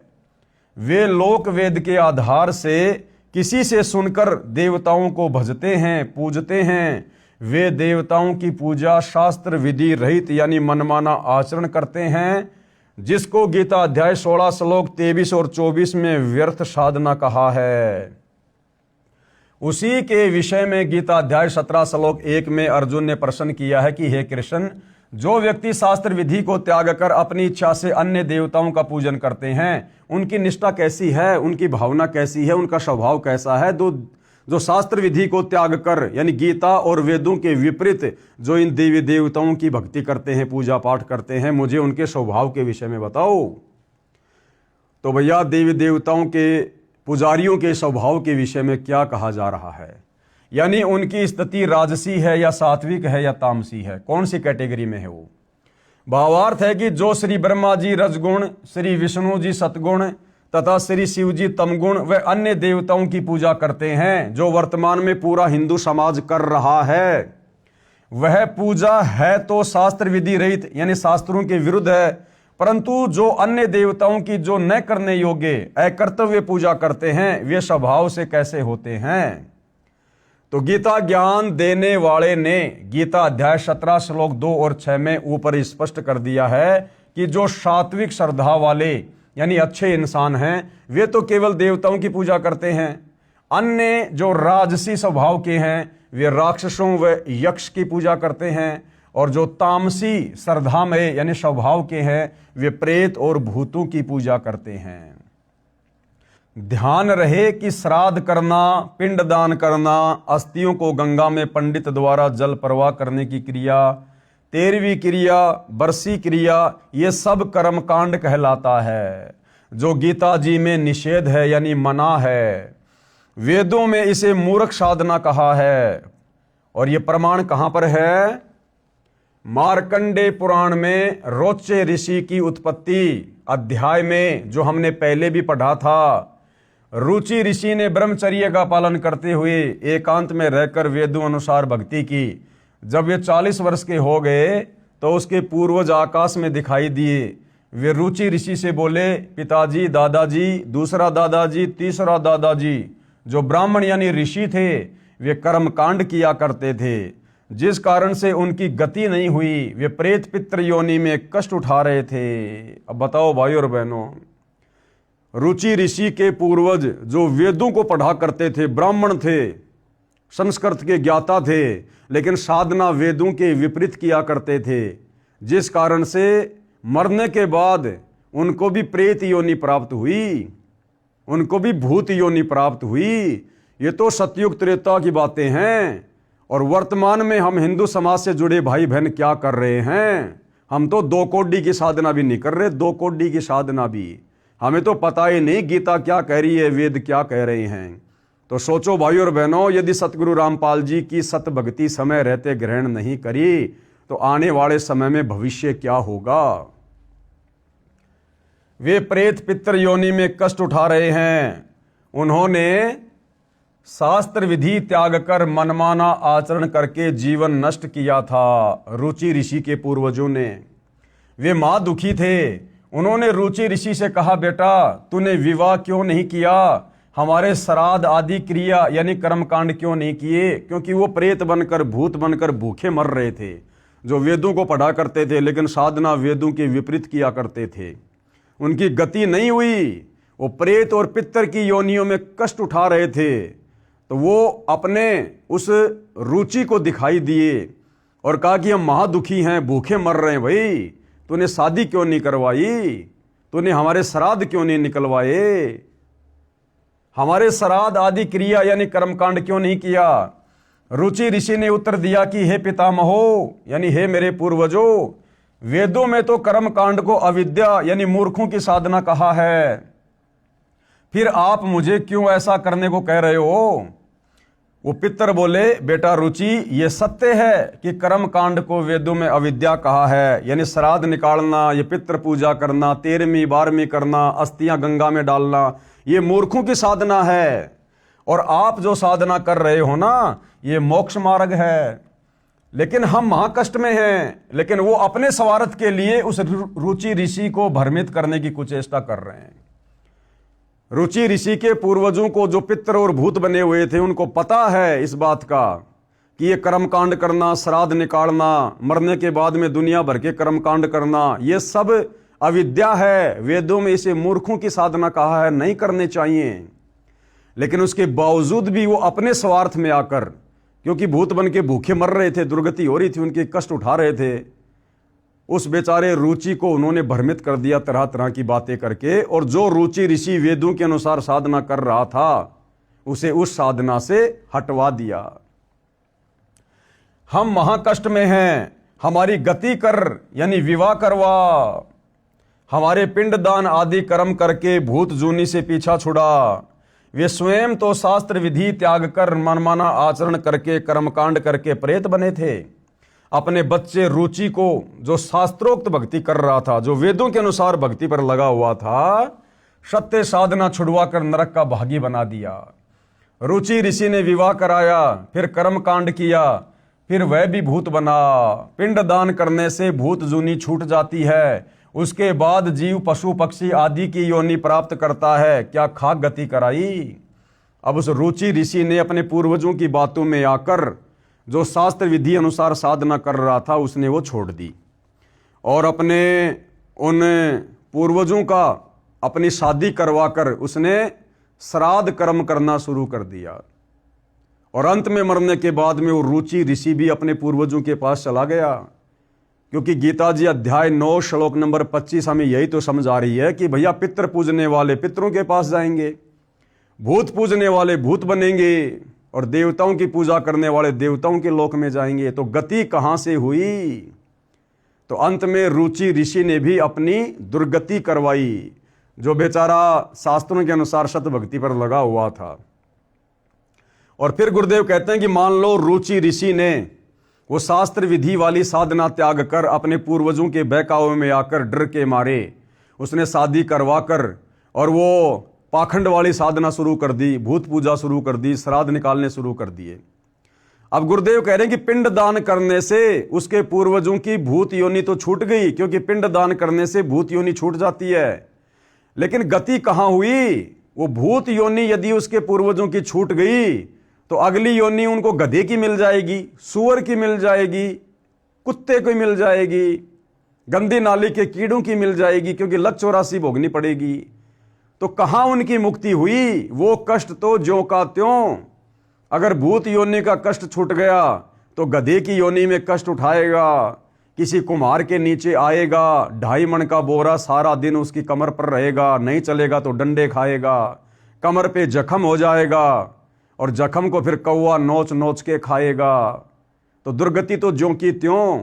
तो भाई शास्त्र विधि को त्याग कर मनमानी साधना पूजा पाठ करने से, देवी देवताओं की पूजा करने से, श्राद्ध निकालने से, पिंड दान करने से, 12वीं 6 माही 13वीं बरसी आदि मनाने से, तीर्थों पर जाने से, धाम पूजने से भैया मुक्ति नहीं है, मोक्ष नहीं है, जीव की दुर्गति समाप्त नहीं हो सकती। आदरणीय गरीबदास जी क्या कहते हैं? गरीब भूत योनि जहां छूटत है पिंड दान करंत, और गरीब दास जिंदा कहे नहीं मिले भगवंत। कि भैया पिंड दान करने से प्रेत योनि तो छूट जाएगी, लेकिन गरीबदास जी कह रहे हैं भैया परमात्मा तो नहीं मिला, यानी मुक्ति तो नहीं हुई, लक 84 में चला जाएगा। अर्थात संत गरीबदास जी ने सूक्ष्म वेद में बताया है कि पिंड दान करने से भूत योनि छूट जाती है, परमात्मा प्राप्ति नहीं होती। परमात्मा प्राप्ति होगी शास्त्रों के अनुसार सच्चे सतगुरु तत्वदर्शी संत से उपदेश लेकर आजीवन मर्यादा में रहकर सत भक्ति करने से, जो तत्वदर्शी संत वर्तमान में सतगुरु रामपाल जी के रूप में धरती पर प्रकट हैं। भूत पितर योनि छूट गई, फिर कुत्ता या गधा बन गया, क्या खाक गति हुई। गीता अध्याय 9 श्लोक 25 में भी ये तो यही स्पष्ट है। अब ये गीता अध्याय 9 श्लोक 25 क्या कह रहा है? गीता अध्याय 9 श्लोक 25, देवताओं को पूजने वाले देवताओं को प्राप्त होते हैं, पितरों को पूजने वाले पितरों को प्राप्त होते हैं। अब रुचि ऋषि ने श्राद्ध निकालकर अपने उन पूर्वजों की जो पितर बने हुए थे उनकी पूजा करनी शुरू कर दी, और मरने के बाद फिर वो कहां जाएगा? अपने उन्हीं पितरों के पास जाएगा। तो क्या खाक सुख प्राप्त करेगा जब वो पितर पहले से दुखी थे, महाकष्ट में थे। अब वो रोची ऋषि भी पितर बनकर अपने उन्हीं पूर्वजों के पास जाएगा, उस पितृलोक में जाएगा, और वो भी ऐसे ही अपने उन पूर्वजों की तरह कष्ट उठाएगा। देवताओं को पूजने वाले देवताओं को प्राप्त होते हैं, पितरों को पूजने वाले पितरों को प्राप्त होते हैं, भूतों को पूजने वाले भूतों को प्राप्त होते हैं। श्राद्ध निकालना यानी भूत पूजा, यानी भूत बनते हैं। और मेरा कौन? गीता का ज्ञान देने वाला ब्रह्म कह रहा है, गीता ज्ञान दाता का पूजन करने वाले मुझको प्राप्त होते हैं। ये कहा रहता है ब्रह्मलोक में, और ब्रह्मलोक में गया हुआ साधक भी पुनरावृत्ति में है, जन्म और मरण में है, पूर्ण मुक्ति नहीं है। इसलिए शास्त्र विधि अनुसार भक्ति करना लाभदायक है। अब शास्त्र विधि अनुसार भक्ति क्या है?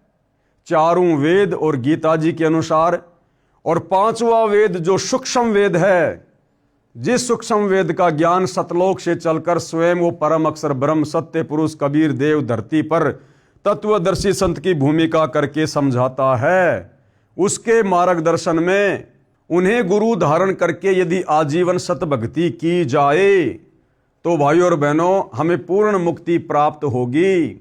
सदा सदा के लिए जन्म और मरण से झंझट समाप्त हो जाएगा। गीता अध्याय 17 के ही श्लोक 5 और 6 में स्पष्ट कर दिया है कि जो शास्त्र विधि से रहित मनमाना आचरण करते हुए घोर तप को तपते हैं, ये तथा उपरोक्त अन्य देवताओं यानी रजगुण ब्रह्मा जी, सतगुण विष्णु जी तथा तमगुण शिव जी तथा अन्य देवी देवताओं की पूजा करने वाले भूत व प्रेत पूजा, श्राद्ध आदि कर्मकांड करना भूत व प्रेत पूजा है। जो ऐसा करते हैं तथा जो यक्ष व राक्षसों की पूजा करते हैं, वे शरीर में स्थित भूतगणों को, जो कमलों में विराजमान शक्तियां हैं, उनको और अंतःकरण में स्थित मुझको यानी गीता ज्ञान दाता को दुखी करने वाले हैं। उन अज्ञानियों को असुर स्वभाव के जान, यानी क्लियर कर दिया भाइयों और बहनों।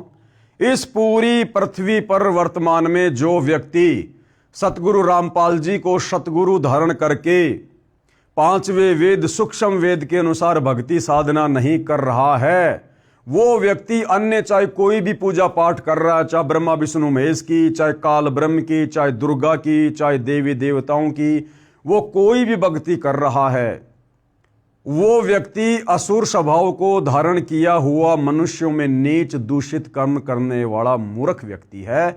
ये गीता जी कह रही है, गीता जी। और ये गीता का ज्ञान देने वाला काल ब्रह्म कह रहा है कि उन अज्ञानियों को, जो तत्वदर्शी संत की शरण में आकर भक्ति नहीं करता, बाकी मनमानी साधना करता है, उन अज्ञानियों को असुर स्वभाव के जान यानी राक्षस प्रवृत्ति का जान, उनको वो कब क्या कांड कर देंगे, कब उनके मन में क्या छल बल आ जाएगा, कोई भरोसा नहीं है, क्योंकि उनके ऊपर कोई कंट्रोल नहीं होता है। गीता अध्याय 16 श्लोक 17 व 20 में आप जी ने इसी विषय को पढ़ा। कहा है कि जो शास्त्र विधि रहित पूजन करते हैं, वे अपने शरीर में तथा दूसरों के शरीर में स्थित मुझ गीता ज्ञान दाता से द्वेष करने वाले हैं, क्योंकि वे अन्य देवताओं की पूजा करते हैं। गीता ज्ञान दाता यानी काल ब्रह्म की पूजा नहीं करते, इसलिए द्वेष करने वाले कहा है। अब किसी बच्चे को पढ़ाए लिखाए पालन पोषण करे उसके माता पिता, और वो बच्चा ज़्यादा बात माने अपने पड़ोसियों की, तो माता पिता ऑटोमेटिक उस बच्चे से दुखी होते हैं।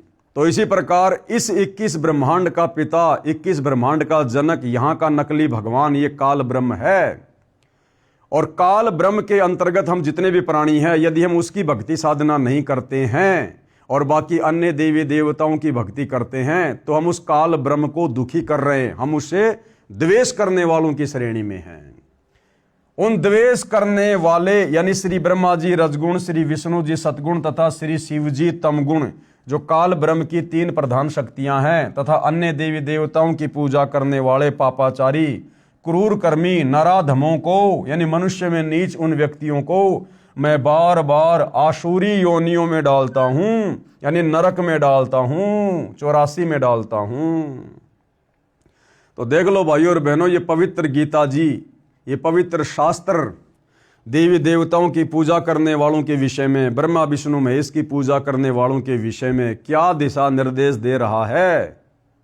ये श्लोक सतगुरु रामपाल जी ने नहीं लिखे भाई।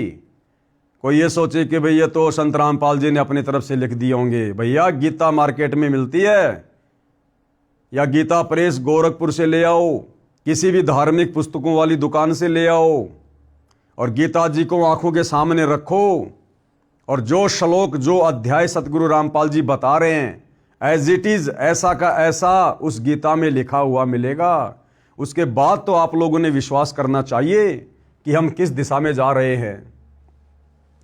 गीता अध्याय 16 श्लोक 20 में कहा है कि हे अर्जुन, वे मूढ़ कौन, जो देवी देवताओं की पूजा करते हैं, ब्रह्मा विष्णु महेश की भक्ति करते हैं, वे मूढ़ यानी मूर्ख मुझको न प्राप्त होकर, यानी काल की भक्ति करके उसके ब्रह्मलोक को प्राप्त ना होकर जन्म मरण में आसुरी योनि को प्राप्त होते हैं, फिर उससे भी अति नीच गति को प्राप्त होते हैं, यानी घोर नरक में गिरते हैं।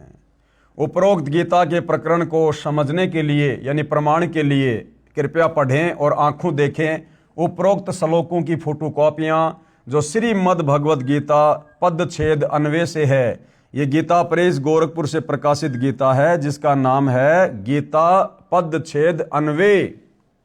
ये गीता जी अब मैं आपको दिखाना चाहूँगा, ये वाली गीता जी है, ये जो मेरे हाथ में है, ये वाली गीता जी जो गीता प्रेस गोरखपुर से प्रकाशित है, जिसकी फोटोकॉपियां यहाँ पर सतगुरु रामपाल जी ने लगा रखी हैं। श्रीमद् भगवद गीता पदछेद अन्वय से है, जो भारत की प्रसिद्ध व विश्व स्तरीय गीता प्रेस गोरखपुर से मुद्रित तथा प्रकाशित है, तथा श्री जयदयाल गोविंद का द्वारा अनुवादित है। अब देखिएगा भाई और बहनों, ये तमाम फोटोकॉपियां इसी गीता जी की सतगुरु रामपाल जी ने लगा रखी है, जिन श्लोकों के विषय में आपको ऊपर बताया गया है।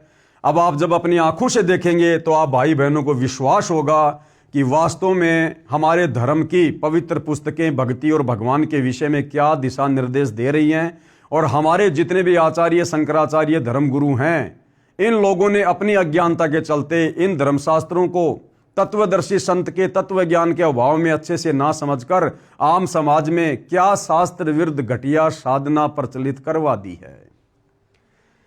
गीता जी अध्याय 17 के कुछ श्लोकों की फोटोकॉपी, गीता अध्याय 17 श्लोक 1 की फोटोकॉपी आपकी आंखों के सामने है। हे कृष्ण, यानी अर्जुन सवाल कर रहा है, हे कृष्ण, जो मनुष्य शास्त्र विधि को त्याग कर, यानी गीता और वेदों में लिखी हुई भक्ति साधना को त्याग कर और श्रद्धा से युक्त हुए देवता आदि का पूजन करते हैं, देवादि का यानी देवता आदि का पूजन करते हैं, उनकी स्थिति फिर कौन सी है, सात्विक है अथवा राजसी है अथवा तामसी है। तो इसका जवाब गीता अध्याय 17 श्लोक 2 की फोटोकॉपी में है। मनुष्यों की वह शास्त्रीय संस्कारों से रहित केवल स्वभाव से उत्पन्न श्रद्धा सात्विकी और राजसी तथा तामसी ऐसे तीनों प्रकार की ही होती है। उसको तू मुझसे सुन कि ध्यान दे, अब मैं तुझे बताता हूं। तो गीता अध्याय 17 श्लोक 3 में बता रहा है, ये संस्कृत आप जी की आंखों के सामने है। हे भारत यानी हे अर्जुन, सभी मनुष्यों की श्रद्धा उनके अंतःकरण के अनुरूप होती है, यानी जिसको जैसा ज्ञान होता है अध्यात्म के विषय में, उसकी श्रद्धा उस इष्ट के प्रति वैसी ही होती है। यह पुरुष श्रद्धामय है, इसलिए जो पुरुष जैसी श्रद्धा वाला है वह स्वयं भी वही है। गीता अध्याय 17 श्लोक 4 की फोटोकॉपी संस्कृत में श्लोक आप जियों के सामने है। यानी सात्विक पुरुष, यानी सात्विक जो भगत होते हैं वो देवों को पूजते हैं। जो सात्विक प्रवृत्ति के जो व्यक्ति होते हैं वो देवी देवताओं की पूजा करते हैं, और देवी देवताओं की पूजा करने के लिए यही गीता अध्याय 17 श्लोक 20 और 23 में मना कर रही है कि देवी देवताओं की पूजा करने वाले मंद बुद्धि हैं, अल्प बुद्धि हैं, उनको पता ही नहीं है कि इस साधना से तुम्हारी कैसी दुर्गति होगी।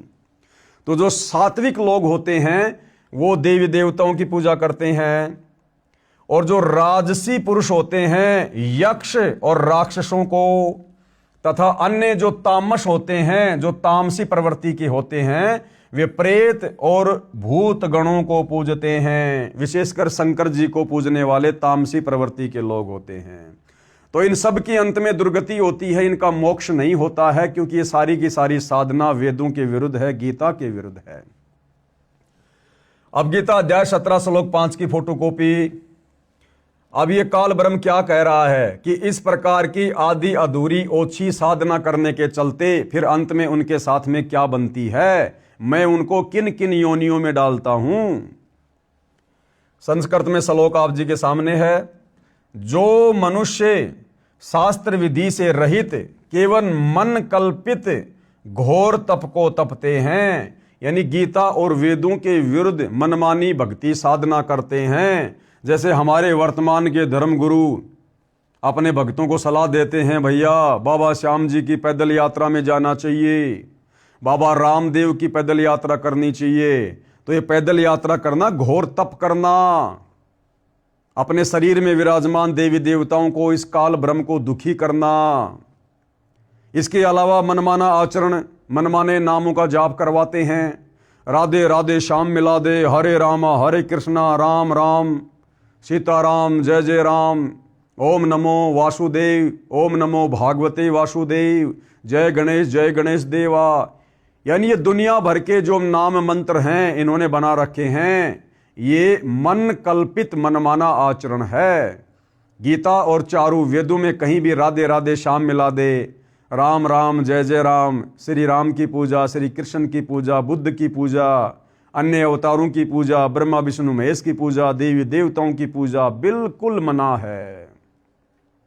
अरे विचार करने की बात है, लंका के राजा रावण ने अपनी सिद्धि शक्ति से अपनी सेना को आकाश में उड़ाकर देवलोक पर स्वर्ग में धावा बोल दिया, आक्रमण कर दिया, और देवताओं के राजा इंद्र को हरा दिया। इंद्र अपनी गद्दी छोड़कर, इंद्रासन छोड़कर जंगलों में भाग गया, और रावण ने 33 करोड़ देवी देवताओं को बंदी बनाकर अपनी कैद में डाल रखा था।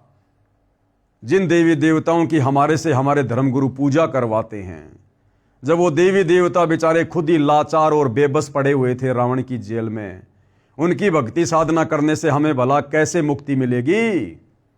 इसलिए ये पवित्र ग्रंथ गीता जी अध्याय 17 श्लोक 20 और 23 में, अध्याय 7 श्लोक 12 से 15 में ब्रह्मा विष्णु महेश और अन्य तमाम देवी देवताओं की भक्ति साधना करने के लिए मना करता है।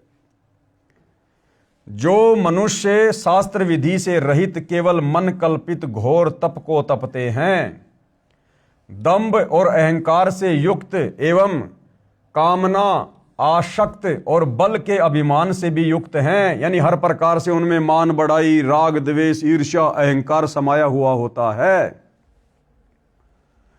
गीता अध्याय 17 श्लोक 6 की फोटोकॉपी। शरीर रूप से स्थित भूत समुदाय को, शरीर रूप से स्थित भूत समुदाय यानी हमारे शरीर में जो कमल चक्कर बने हुए हैं, उनमें जिन जिन उन प्रधान देवी देवताओं का वास है, जैसे स्वाद कमल में ब्रह्मा और सावित्री जी का वास है, मूल कमल में गणेश जी का वास है, नाभि कमल में श्री विष्णु और लक्ष्मी जी का वास है, कंठ कमल में दुर्गा देवी का वास है, हृदय कमल में शंकर और पार्वती का वास है। तो यहाँ गीता ज्ञान देने वाला ये भगवान क्या कह रहा है कि ये जो देवी देवताओं की पूजा करते हैं, ब्रह्मा विष्णु महेश की पूजा करते हैं, मन कल्पित मनमाना आचरण करते हैं, घोर ये तप करते हैं, पाखंड पूजा करते हैं, तो गीता ज्ञान देने वाला कह रहा है कि भैया ऐसे भगत, ऐसे श्रद्धालु इस शरीर में विराजमान भूत गणों को, भूत यानी भूत वैसे भगवानों को भी कहा जाता है, तो ये जितने भी जो प्रधान देवी देवता हमारे शरीर में बने इन कमल चक्रों में बैठे हैं, तो गीता ज्ञानदाता कह रहा कि उनको भी दुखी करते हैं। शरीर रूप में स्थित भूत समुदायों को और अंतःकरण में स्थित मुझ परमात्मा को भी कृश करने वाले हैं, अर्थात दुखी करने वाले हैं।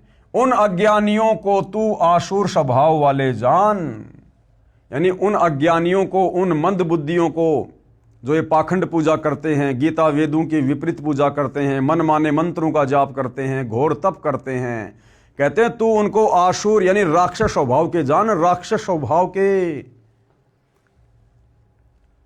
अध्याय 16 के कुछ श्लोकों की फोटोकॉपी, गीता अध्याय 16 श्लोक 17 की फोटोकॉपी। यहां पर संस्कृत में श्लोक लिखा हुआ है, यहां इसका अनुवाद है। वे अपने आप को ही श्रेष्ठ मानने वाले घमंडी पुरुष धन और माया के मद से युक्त होकर केवल नाम मात्र के यज्ञों द्वारा, यानी छोटी मोटी साधना करके, कोई भंडारा करके, पाखंड से शास्त्र विधि रहित यजन यानी पूजा पाठ करते हैं। यानी आज पूरा का पूरा हिंदू समाज इसी पाखंड पूजा पर आधारित है।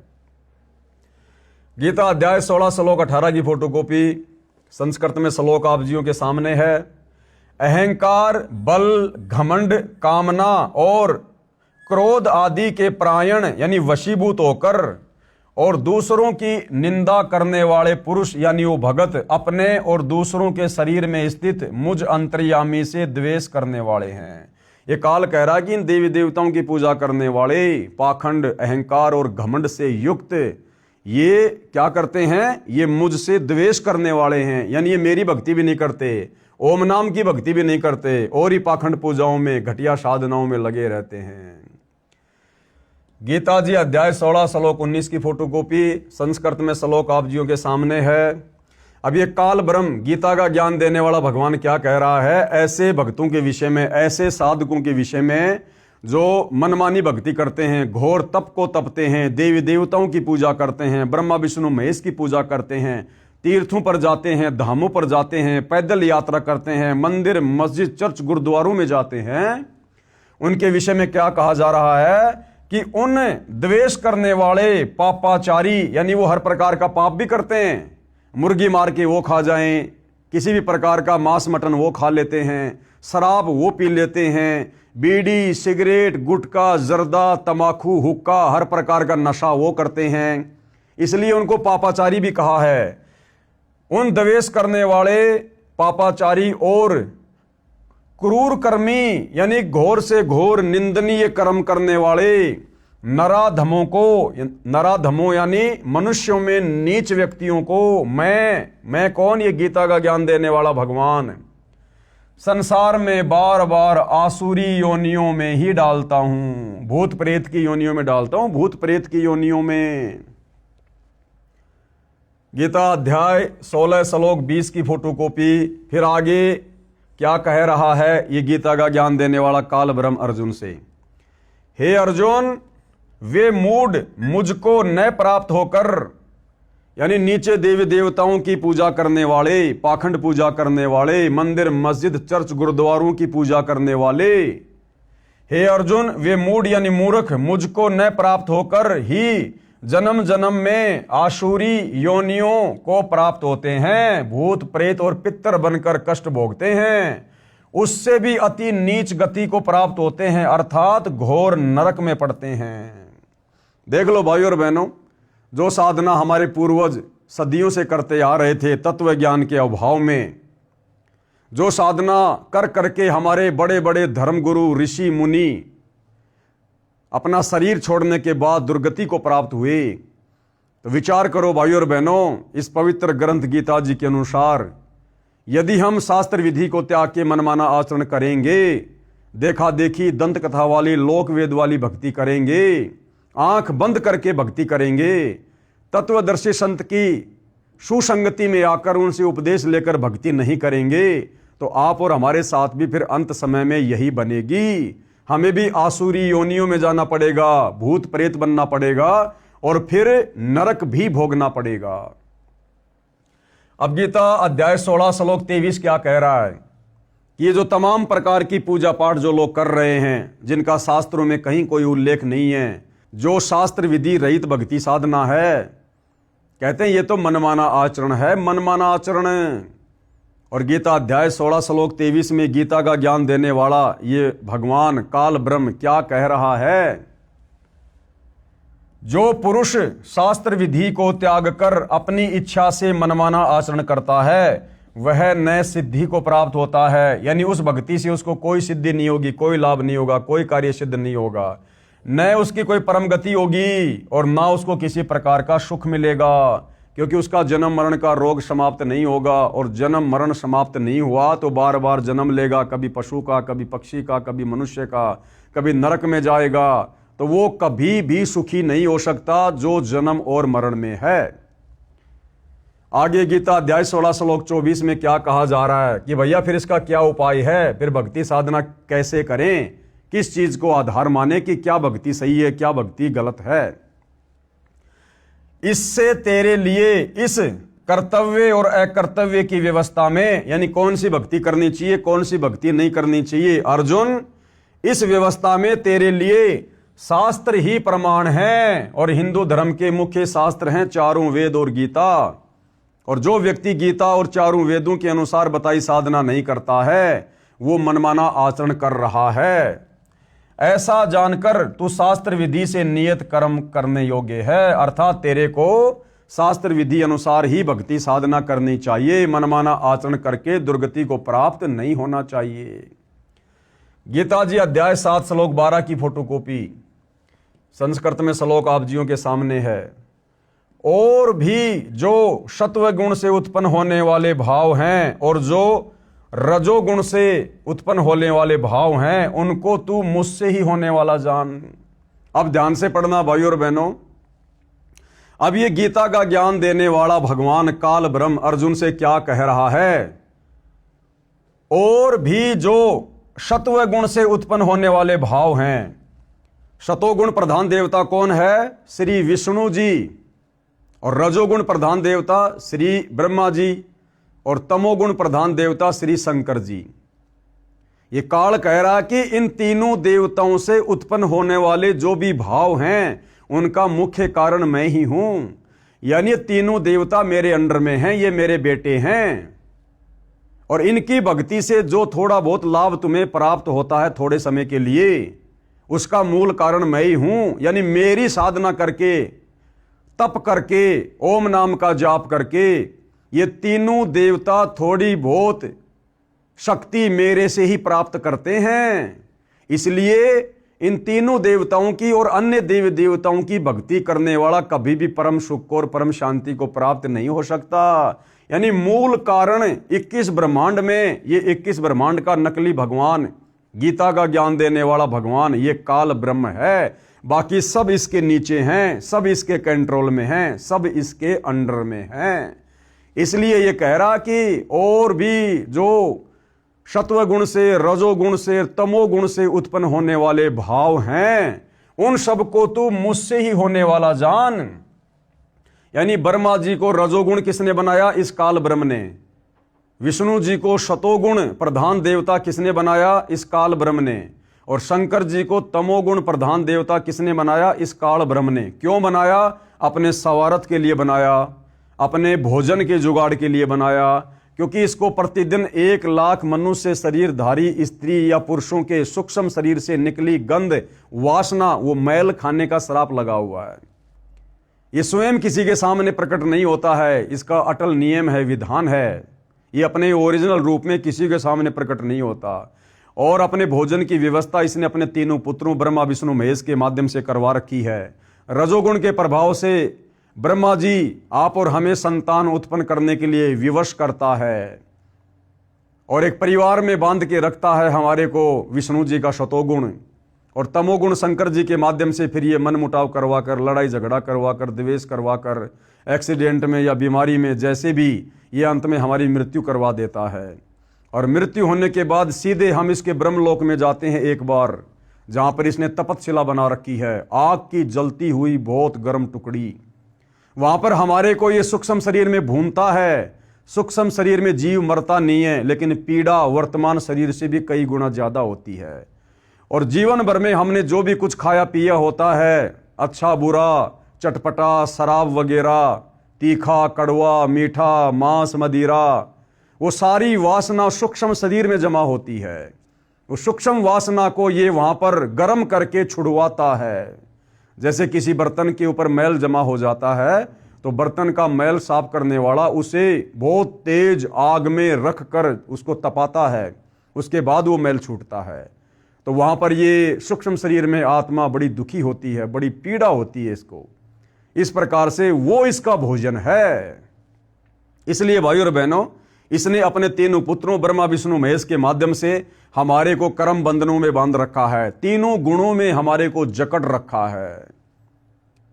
और यदि हम इस कर्म बंधन से छूट सकते हैं, इन तीनों गुणों के प्रभाव से दूर होकर शत भक्ति कर सकते हैं, तो केवल तत्वदर्शी संत की शरण में आकर, क्योंकि तत्वदर्शी संत इन तीनों गुणों और इस काल के प्रभाव से दूर होता है, क्योंकि वो तत्वदर्शी संत स्वयं परम अक्षर ब्रह्म होता है, तीनों लोकों में प्रवेश करने वाला, सबका धारण पोषण करने वाला कबीर देव होता है। इसलिए भाइयों और बहनों, मुक्ति का दूसरा रास्ता पृथ्वी पर कहीं और नहीं है। तो क्या कह रहा है ये काल ब्रह्म? और भी जो सत्व गुण से उत्पन्न होने वाले भाव हैं और जो रजोगुण से, उन सबको तू मुझसे ही होने वाला जान कि इन तीनों देवता ब्रह्मा विष्णु महेश का आदि कारण मैं ही हूं, ऐसा जान। परंतु वास्तव में उनमें मैं और वे मुझ में नहीं हैं, लेकिन वो मेरे में और मैं उनमें नहीं हूं। इसका मतलब गुरुदेव ने क्या बताया कि मैं उनसे अलग रहता हूं, मैं उनसे अलग रहता हूं, ब्रह्मलोक में रहता हूं, लेकिन मेरी माया से ही वो सारे कार्य करते हैं। जगत को करते हुए दिखाई देते हैं ये तीनों देवता, परंतु उसका आदि कारण, मूल कारण मैं ब्रह्म हूं। मेरी शक्ति से, मेरे प्रभाव से ये तीनों देवता कार्य कर रहे हैं। ये है भाइयों और बहनों इसका अर्थ।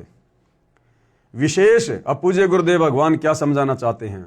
विशेष गीता ज्ञान दाता ने कहा है, किसने? काल ब्रह्म ने, कि रजगुण ब्रह्मा जी से उत्पत्ति, सतगुण विष्णु जी से स्थिति तथा तमगुण शिव जी से संहार होता है।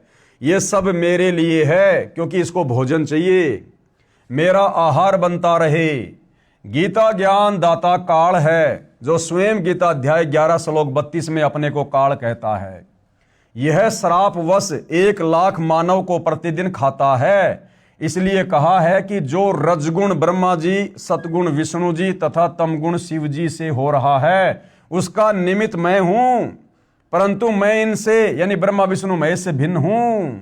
यानी इस काल के रिमोट से ये ब्रह्मा विष्णु महेश तीनों देवता काम करते हैं। तो भाइयों बहनों, रिमोट चलाने वाला अलग होता है और टीवी अलग होता है, लेकिन वो रिमोट से टीवी चलता है। तो ये जो काल ब्रह्म है, ये अपने ब्रह्म लोक में रहता है और यहाँ अपने रिमोट से ब्रह्मा विष्णु महेश के माध्यम से पूरी सृष्टि के जीवों को कर्म बंधनों में, तीनों गुणों में, रजगुण, सतगुण और तमगुण में बांध के रखता है। उसके बाद गीता अध्याय 7 श्लोक नंबर 13 की फोटोकॉपी, ये संस्कृत में श्लोक आप जियों के सामने है। गुणों के कार्य रूप यानी रजगुण ब्रह्मा, सतगुण विष्णु, तमगुण शिव जी के कार्य रूप सात्विक, राजस और तामस, इन तीनों प्रकार के भावों से यह सारा संसार, प्राणी समुदाय मोहित हो रहा है। ये काल कह रहा है कि तीनों गुणों ब्रह्मा विष्णु महेश और उनसे निकलने वाले गुण, रजगुण, सतगुण, तमगुण, इन तीनों गुणों के प्रभाव से ये पूरा मानव समुदाय ये प्रभावित रहता है। यानी तीनों गुणों से ही ये प्राणी चलते हैं। इन तीनों गुणों से परे मुझ अविनाशी को नहीं जानता। इन तीनों गुणों से परे ये गीता का ज्ञान देने वाला काल भगवान कह रहा है कि मुझ अविनाशी को नहीं जानते, यानी मुझ ब्रह्म के बारे में कि मैं ब्रह्मलोक में रहता हूं, मेरा ओम नाम का जाप है, मेरी साधना करने वाला ब्रह्मलोक में चला जाता है। कह रहा है कि इन तीनों के माया से प्रभावित होकर, श्री ब्रह्मा जी के रजोगुण से प्रभावित होकर, श्री विष्णु जी के सतोगुण से प्रभावित होकर और शंकर जी के तमोगुण से प्रभावित होकर ये जन समुदाय यानी एक ब्रह्मांड के सारे प्राणी ये इतने प्रभावित हैं कि ये मुझ काल ब्रह्म को भी नहीं जानते। और यहां इसने जो अपने आप को अविनाशी कहा है, अविनाशी यानी जिसका कभी विनाश नहीं होता, इसने अविनाशी अपने को सिर्फ इसलिए कहा है क्योंकि इसकी मृत्यु बहुत लंबे समय बाद होती है। ब्रह्मा विष्णु महेश तो करोड़ों अरबों बार खत्म हो जाते हैं, तब कहीं जाकर ये काल मरता है, एक बार इसका शरीर छूटता है, जैसा कि परमात्मा जी ने विधान बना रखा है। तो ये इन तीनों से उत्तम है, इसलिए अपने आप को अविनाशी कह रहा है। आगे चलिए भाइयों और बहनों, गीता अध्याय 7 श्लोक नंबर 14 की फोटोकॉपी श्लोक आप जियों के सामने है। और क्या कहा जा रहा है? क्योंकि यह अलौकिक अर्थात अति अद्भुत त्रिगुणमयी मेरी माया बड़ी दस्तूर है। ये काल ब्रह्म क्या कह रहा है ब्रह्मा विष्णु महेश के बारे में? क्योंकि यह अलौकिक अर्थात अति अद्भुत त्रिगुणमयी माया, रजगुण ब्रह्मा सतगुण विष्णु, ये मेरी माया बड़ी दुस्तर है, यानी बड़ी खतरनाक है। परंतु जो पुरुष केवल मुझको ही निरंतर भजते हैं वे इस माया को उल्लंघन कर जाते हैं, अर्थात संसार से तर जाते हैं। अब ये काल ब्रह्म क्या कह रहा है कि वैसे तो ये ब्रह्मा विष्णु महेश से निकल रही माया, रजगुण सतगुण तमगुण, ये बड़ी दस्तूर है, बड़ी खतरनाक है, जिसने एक ब्रह्मांड के सारे प्राणियों को मोहित कर रखा है। फिर ये काल क्या कहता है? परंतु जो व्यक्ति इस त्रिगुणमयी माया से ऊपर उठकर, यानी ब्रह्मा विष्णु महेश की रजगुण सतगुण और तमगुण इस माया से, जिस माया ने एक ब्रह्मांड के सभी प्राणियों को जकड़ रखा है, मोहित कर रखा है, कहते हैं जो इस त्रिगुणमयी माया से ऊपर उठकर और मुझ काल ब्रह्म की भक्ति करते हैं, मेरे ओम नाम का जाप करते हैं, वे इस माया को उल्लंघन कर जाते हैं, अर्थात संसार से तर जाते हैं। संसार से तरने का मतलब ब्रह्मा विष्णु महेश की भक्ति ना करके और जो मुझ काल ब्रह्म की भक्ति करते हैं वो लंबे समय तक मेरे ब्रह्म लोक में आनंद से रहेंगे। लेकिन भाई ब्रह्म लोक में गया हुआ साधक भी पुनरावृत्ति में है। कहने का मतलब है कि ब्रह्मा विष्णु महेश की भक्ति से तो मुझ काल ब्रह्म की भक्ति कर लो, वो लाख गुना अच्छी है। भले तुम्हारा जन्म मरण समाप्त नहीं होगा, गधे कुत्ते बनना समाप्त नहीं होगा, लेकिन महास्वर्ग में ब्रह्मा विष्णु महेश की तुलना में तुम काफी लंबे समय तक रहोगे। इसके कहने का मतलब यह है कि ब्रह्मा विष्णु महेश की पूजा से तो मुझ काल की पूजा अच्छी है, उत्तम है। फिर गीता अध्याय 7 श्लोक 15, यहां ये काल ब्रह्म गीता का ज्ञान देने वाला, जो ये प्राणी समुदाय केवल ब्रह्मा विष्णु महेश की इन तीनों गुणों की भक्ति पर आधारित है, ये गीता का ज्ञान देने वाला भगवान काल ब्रह्म ऐसे भक्तों को 4 गालियां दे रहा है, 4 गालियां, जो केवल ब्रह्मा विष्णु महेश तक की भक्ति पर सीमित हैं, जो इस काल की भक्ति भी नहीं करते। माया के द्वारा जिनका ज्ञान हरा जा चुका है, कौन सी माया के द्वारा? रजगुण ब्रह्मा के द्वारा, सतगुण विष्णु के द्वारा, तमगुण शिव जी के द्वारा। माया के द्वारा जिनका ज्ञान हरा जा चुका है, ऐसे आसुर स्वभाव को धारण किए हुए यानी राक्षस प्रवृत्ति के लोग, मनुष्यों में नीच यानी इंसानों में घटिया कर्म करने वाले, दूषित कर्म करने वाले, मूढ़ लोग यानी मूर्ख लोग, मुझको यानी काल ब्रह्म कह रहा है कि मुझको नहीं भजते, कि तत्व ज्ञान के अभाव में, सत्य ज्ञान के अभाव में ये ब्रह्मा विष्णु महेश तक की पूजा करने वाले मूर्ख लोग, मूढ़ लोग, मनुष्यों में नीच दूषित कर्म करने वाले, राक्षस स्वभाव को धारण किए हुए लोग मुझ काल ब्रह्म की पूजा भी नहीं करते। इसलिए ये यहाँ पर दुखी हो रहा है, परेशान हो रहा है कि ये पूरी की पूरी दुनिया केवल ब्रह्मा विष्णु महेश को ही परमात्मा मान के पूज रही है, जबकि इस दुनिया को ये नहीं पता कि ब्रह्मा विष्णु महेश का रिमोट भी मुझ काल के हाथ में है। ये त्रिगुणमयी माया, रजगुण ब्रह्मा, सतगुण विष्णु, तमगुण शिव जी, ये काल ब्रह्म कह रहा है कि मेरे रिमोट से काम करते हैं और ये दुनिया मुझे नहीं पूजती, केवल इन्हीं की भक्ति तक सीमित है और 84 लाख योनियों में नरक में बार बार चक्कर काटती रहती है। आगे भाइयों और बहनों, विशेष इस गीता अध्याय 7 श्लोक 15 में स्पष्ट किया है कि जिन साधकों की आस्था रजगुण ब्रह्मा जी, सतगुण विष्णु जी तथा तमगुण शिव जी में अति दृढ़ है तथा जिनका ज्ञान लोक वेद दंत कथाओं के आधार से इस त्रिगुणमयी माया के द्वारा हरा जा चुका है, वे इन्हीं तीनों प्रधान देवताओं व अन्य देवताओं की भक्ति पर दृढ़ हैं। इनसे ऊपर मुझे यानी गीता ज्ञानदाता को नहीं भजते, नहीं पूजते। ऐसे व्यक्ति राक्षस स्वभाव को धारण किए हुए मनुष्यों में नीच, नराधमा, दूषित कर्म करने वाले मूर्ख हैं। वे मुझको यानी गीता ज्ञान देने वाले काल ब्रह्म को भी नहीं पूजते, नहीं भजते। स्पष्ट कर दिया भाई और बहनों इस पवित्र ग्रंथ ने। फिर गीता अध्याय 7 श्लोक 20 की फोटोकॉपी संस्कृत में श्लोक आप जियों के सामने है। और हे अर्जुन, ये काल ब्रह्म कह रहा है कि हे अर्जुन, उन भोगों की कामना द्वारा जिनका ज्ञान हरा जा चुका है, वे लोग अपने स्वभाव से प्रेरित होकर उस नियमों को धारण करके अन्य देवताओं को भजते हैं अर्थात पूजते हैं। गीता अध्याय 7 श्लोक 21 की फोटोकॉपी संस्कृत में श्लोक आप जियों के सामने है। जो सकाम भगत जिस जिस देवता के स्वरूप को श्रद्धा से पूजता है, चाहता है, उस भगत की श्रद्धा को मैं उसी देवता के प्रति स्थिर करता हूं। यानी कहने का मतलब है कि जो भगत तत्व ज्ञान के अभाव में जिन जिन देवताओं की पूजा करता है, जिस भी श्रद्धा भाव से, उनको थोड़ा बहुत लाभ जो भी मिलता है उन देवी देवताओं की पूजा से, भक्ति से, ये काल कह रहा है कि वो मैं ही देता हूं। फिर गीता अध्याय 7 श्लोक 22 की फोटोकॉपी संस्कृत में श्लोक आप जियों के सामने है। और क्या कहा जा रहा है?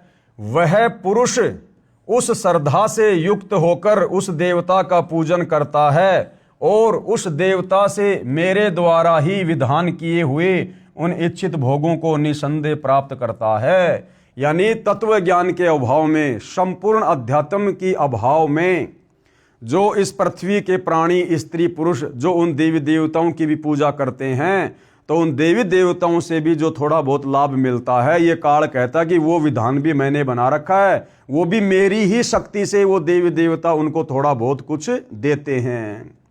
जैसे स्टेट का मुख्य राजा होता है, मुख्यमंत्री, और कोई व्यक्ति यदि किसी सरपंच से लाभ लेने की कोशिश करता है, सरपंच के ही गुणगान करता है, तो सरपंच यदि थोड़ा बहुत उसको लाभ दे भी देता है, तो वो लाभ उस स्टेट के मुख्यमंत्री से ही जानो, क्योंकि सरपंच को जो शक्ति मिली है वो स्टेट के मुख्यमंत्री से ही मिली हुई है। तो देवी देवताओं की पूजा करने वाले को जो थोड़े बहुत लाभ होते हैं, वो देवी देवता नहीं बल्कि इस काल ब्रह्म की शक्ति से ही मिलता है। गीता अध्याय 7 श्लोक 23 की फोटोकॉपी संस्कृत में श्लोक आप जियों के सामने है। परंतु उन अल्प बुद्धि वालों का वह फल नाशवान है। परंतु उन अल्प बुद्धि वालों का, कौन अल्प बुद्धि वाले? जिनके विषय में गीता ज्ञान देने वाला काल ब्रह्म गीता अध्याय 17 श्लोक 20 और 23 में कह रहा है कि जो देवी देवताओं की पूजा करते हैं वो तो अल्प बुद्धि वाले हैं, मंद बुद्धि वाले हैं। तो काल क्या कह रहा है देवी देवताओं के पुजारियों के विषय में? परंतु उन अल्प बुद्धि वालों का वह फल नाशवान है। यानी थोड़ी बहुत साधना करके देवी देवताओं की जो फल प्राप्त करते हैं वो तो नाशवान है, यानी मुक्ति नहीं है। 84 में जाना पड़ेगा, नरक भोगना पड़ेगा, गधे कुत्ते सूअर की योनि में कष्ट उठाना पड़ेगा। तथा वे देवताओं को पूजने वाले देवताओं को प्राप्त होते हैं, यानी देवताओं के लोक में चले जाएंगे। जो देवताओं की पूजा करते हैं वहां उनके नौकर लगेंगे। और मेरे भगत चाहे जैसे भी भजें अंत में मुझको ही प्राप्त होते हैं। और ओम नाम की साधना करने वाले, ये काल ब्रह्म कह रहा है कि वो मेरे ब्रह्म लोक में आ जाएंगे। लेकिन फिर गीता अध्याय 8 श्लोक नंबर 16 में कह रहा है कि ब्रह्म लोक पर्यंत सर्वलोक पुनरावर्ती में है, यानी ब्रह्म लोक में गए हुए भगत भी जन्म और मरण में है, पूर्ण मुक्ति नहीं है। पूर्ण मुक्ति तो केवल परम अक्षर ब्रह्म की साधना करनी पड़ेगी, तत्वदर्शी संत से लेकर। गीता अध्याय 9 श्लोक 25 की फोटोकॉपी श्लोक आप जियों के सामने है। देवताओं को पूजने वाले देवताओं को प्राप्त होते हैं, यानी देवताओं के लोक में चले जाएंगे, वहां उनके नौकर बन जाएंगे और फिर वो देवता उनका मिसयूज करेंगे। मिसयूज जैसे इंद्र की भक्ति करके इंद्र के लोक में चले जाते हैं। अब इंद्र ने क्या किया, जब विश्वामित्र तप करने लगा तो इंद्र ने अपनी नौकरानी को भेज दिया उसके तप को खंड करने के लिए। मार्कंडे ऋषि जब तप करने लगा तो इंद्र ने अपनी खुद की पत्नी को भी मार्कंडे ऋषि के सामने नंगा करके प्रस्तुत कर दिया। इतना गिरा हुआ चरित्र हमारे इन देवताओं का है, जिनकी भक्ति करने के लिए गीता अध्याय 17 श्लोक 20 और 23 में काल ब्रह्म मना कर रहा है। देवताओं को पूजने वाले देवताओं को प्राप्त होते हैं, पितरों को पूजने वाले पितरों को प्राप्त होते हैं, और भूतों को पूजने वाले, यानी श्राद्ध निकालना भूत पूजा में आता है, भूतों को पूजने वाले भूतों को प्राप्त होते हैं, और मेरा पूजन करने वाला भगत मुझको ही प्राप्त होता है। यानी काल ब्रह्म कह रहा है कि मेरी ओम नाम की साधना करने वाला मुझे प्राप्त होता है, ब्रह्मलोक में आ जाता है। इसलिए मेरे भक्तों का पुनर्जन्म नहीं होता। ये यहां पर भाई और बहनों अनुवादकर्ता की गलती है, इसका अनुवाद गलत किया हुआ है। ये आपको पहले भी गुरुदेव भगवान के कर कमल से लिखित शुद्ध अनुवाद बता दिया गया था, आगे भी परमात्मा दया करेंगे तो आप जियों को समझाया जाएगा। विशेष जानकारी प्रश्न 13। अब हिंदू साहिबान कहेंगे कि पुराणों में श्राद्ध करना, कर्मकांड करना बताया है, तीर्थों पर जाना पुण्य बताया है, ऋषियों ने तप किए, क्या उनको भी हम गलत माने? श्री ब्रह्मा जी ने, श्री विष्णु जी तथा श्री शिव जी ने भी तप किए, क्या वे भी गलत करते हैं? अरे भाई, इतना सब कुछ इस पुस्तक में क्लियर कर दिया गया है कि ये तपस्या करना, मनमानी भक्ति करना, ये चारों वेदों में, गीता जी में मना है। और ये जितने भी ये पुराण हैं, ये इन ऋषियों का खुद का भक्ति अनुभव है। इन पुराणों का ज्ञान 99% वेद और गीता से मेल नहीं खाता है। इसलिए पुराणों के अनुसार भक्ति करने से मुक्ति नहीं हो सकती, हम दुर्गति से नहीं बच सकते। तो उत्तर दे रहे हैं गुरुदेव, ऊपर श्रीमद् भगवत गीता से स्पष्ट कर दिया है कि जो घोर तप करते हैं वे मूर्ख हैं, पापाचारी और क्रूर कर्मी हैं। चाहे कोई ऋषि हो या अन्य, उनको वेदों का कै ख का भी ज्ञान नहीं था। इसीलिए तो सतगुरु रामपाल जी बार बार कहते हैं कि भाई अध्यात्म के विषय में ये ब्रह्मा विष्णु महेश भी फैल हैं, यानी ब्रह्मा विष्णु महेश को भी अध्यात्म का ज्ञान नहीं है। श्री ब्रह्मा जी को भी वेदों का पूर्ण ज्ञान नहीं। फिर ब्रह्मा जी ने जो चारों वेद अपने वंशजों को दिए, मनु आदि को, उनको भी वेदों का ज्ञान नहीं। फिर आगे चलकर ये वेद साधना भी लुप्त होती चली गई, तो उन ऋषि महर्षियों को फिर वेदों का ज्ञान कहां से हो जाएगा, जो सतयुग में, त्रेता में और द्वापर में थे। और उन्होंने मनमानी पूजा साधना की, जंगलों में जाकर तपस्या की, घोर तप किए, जो तप करने के लिए गीता जी मना कर रही है। तो भाई ये जो अध्यात्म का संपूर्ण मार्ग है, संपूर्ण ज्ञान है, ये 21 ब्रह्मांड में 21 ब्रह्मांड के स्वामी काल ब्रह्म को भी नहीं है। ये काल ब्रह्म भी सतलोक के विषय में पूरी तरह से नहीं जानता है। इसीलिए तो गीता अध्याय 4 श्लोक नंबर 34 में इसने अर्जुन से कहा कि भाई किसी तत्वदर्शी संत की खोज कर ले। अगर इस काल ब्रह्म को, गीता के ज्ञान देने वाले भगवान को ज्ञान होता, उस तत्व ज्ञान के विषय में ये जानता, तो फिर अर्जुन को तत्वदर्शी संत की शरण में जाने की सलाह क्यों दे रहा है? अगर इसको तत्व ज्ञान होता तो 2-4 श्लोक और लिख देता कि ये है वो तत्व ज्ञान। कौन सा भाई कागज कम पड़ रहा था या स्याही कम पड़ रही थी? तो भाई और बहनों, वो तत्व ज्ञान तो परम अक्षर ब्रह्म, कबीर देव, सत्य पुरुष इस पृथ्वी पर स्वयं ही तत्वदर्शी संत के रूप में प्रकट होकर समझाता है और निसंदेह वर्तमान में वह तत्व ज्ञान सतगुरु रामपाल जी समझा रहे हैं। तभी तो इतने प्रमाण हिंदू समाज को समझाने के लिए इस पवित्र पुस्तक में डाल रखा है। सामान्य हिंदू को तो होगा कहां से भाई, जब ब्रह्मा विष्णु महेश ही तप किया करते थे, वेदों विरुद्ध साधना किया करते थे, तो जब ब्रह्मा विष्णु महेश को भी वेद ज्ञान नहीं है तो सामान्य ऋषियों को, संतों को, बेचारों को कहां से होगा। और फिर वर्तमान के जो सामान्य हिंदू हैं फिर उनको कहां से होगा। सामान्य हिंदू को तो होगा कहां से। गीता में तीर्थों पर जाना कहीं नहीं लिखा है, इसलिए तीर्थ भ्रमण गलत है। शास्त्र विधि त्याग कर मनमाना आचरण है जो गीता में व्यर्थ कहा है। अगला सवाल किया है प्रश्न 14, क्या पुराण शास्त्र नहीं है। उत्तर, पुराणों का ज्ञान ऋषियों का अपना अनुभव है। वेद व गीता प्रभुदत्त यानी गॉड गिवन ज्ञान है जो सत्य है। ऋषियों ने वेदों को पढ़ा लेकिन ठीक से नहीं समझा, जिस कारण से लोकवेद यानी एक दूसरे से सुने ज्ञान को उस आधार से साधना की। कुछ ज्ञान वेदों से लिया, यानी ओम नाम का जाप यजुर्वेद अध्याय 40 श्लोक 15 से ले लिया, और तप करने का ज्ञान ब्रह्मा जी से ले लिया। तप करने की सलाह वेदों में नहीं है। तो इन ऋषियों ने क्या किया कि ओम नाम का मंत्र तो निकाल लिया यजुर्वेद से, और ब्रह्मा जी से इन्होंने ये तप करने का ज्ञान ले लिया, क्योंकि ब्रह्मा जी को वेद ज्ञान नहीं था। ब्रह्मा जी को काल ने आकाशवाणी कर दी थी जब ये कमल के फूल पर बैठा हुआ था कि तप करो तप करो, तो ब्रह्मा जी ने उस काल की आकाशवाणी को परमात्मा की आकाशवाणी समझकर तप करना शुरू कर दिया। तो ब्रह्मा जी की देखा देखी फिर नीचे ऋषियों ने करना शुरू कर दिया। तो इन पुराणों में कंप्लीट ज्ञान मुक्ति वाला नहीं है, भक्ति वाला नहीं है, अध कचरा ज्ञान है जो हमारे किसी काम का नहीं है। कुछ ज्ञान वेदों से लिया, यानी ओम नाम का जाप यजुर्वेद अध्याय 40 श्लोक 15 से लिया। तप करने का ज्ञान ब्रह्मा जी से लिया। खिचड़ी ज्ञान के अनुसार साधना करके सिद्धियां प्राप्त करके किसी को श्राप किसी को आशीर्वाद देकर जीवन नष्ट कर गए।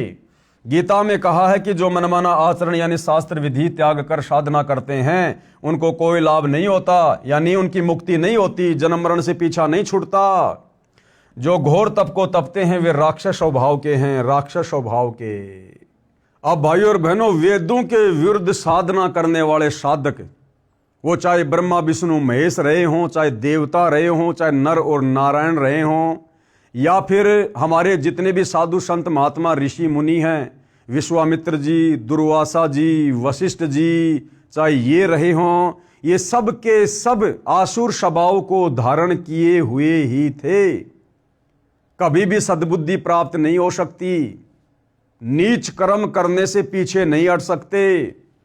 और इन ऋषि मुनियों का जो हमारे लिए वर्तमान में अज्ञान आधार से बड़े आदरणीय और सम्माननीय हैं, जिनको हम परम संत परम ऋषिजन मानकर उनकी महिमा किया करते थे, अब आगे हम गुरुदेव भगवान के आशीर्वाद से पढ़ेंगे उनके जीवन चरित्र को, उनके इतिहास को, कि जिनको हम बहुत बड़े तपस्वी माना करते थे, बहुत बड़े भगत माना करते थे, असल में उनका चरित्र क्या था। उस साधना के करने के चलते उनके स्वभाव में, उनके आचरण में साधुता क्यों नहीं आई, भक्ति अंदर प्रवेश क्यों नहीं आ पाई।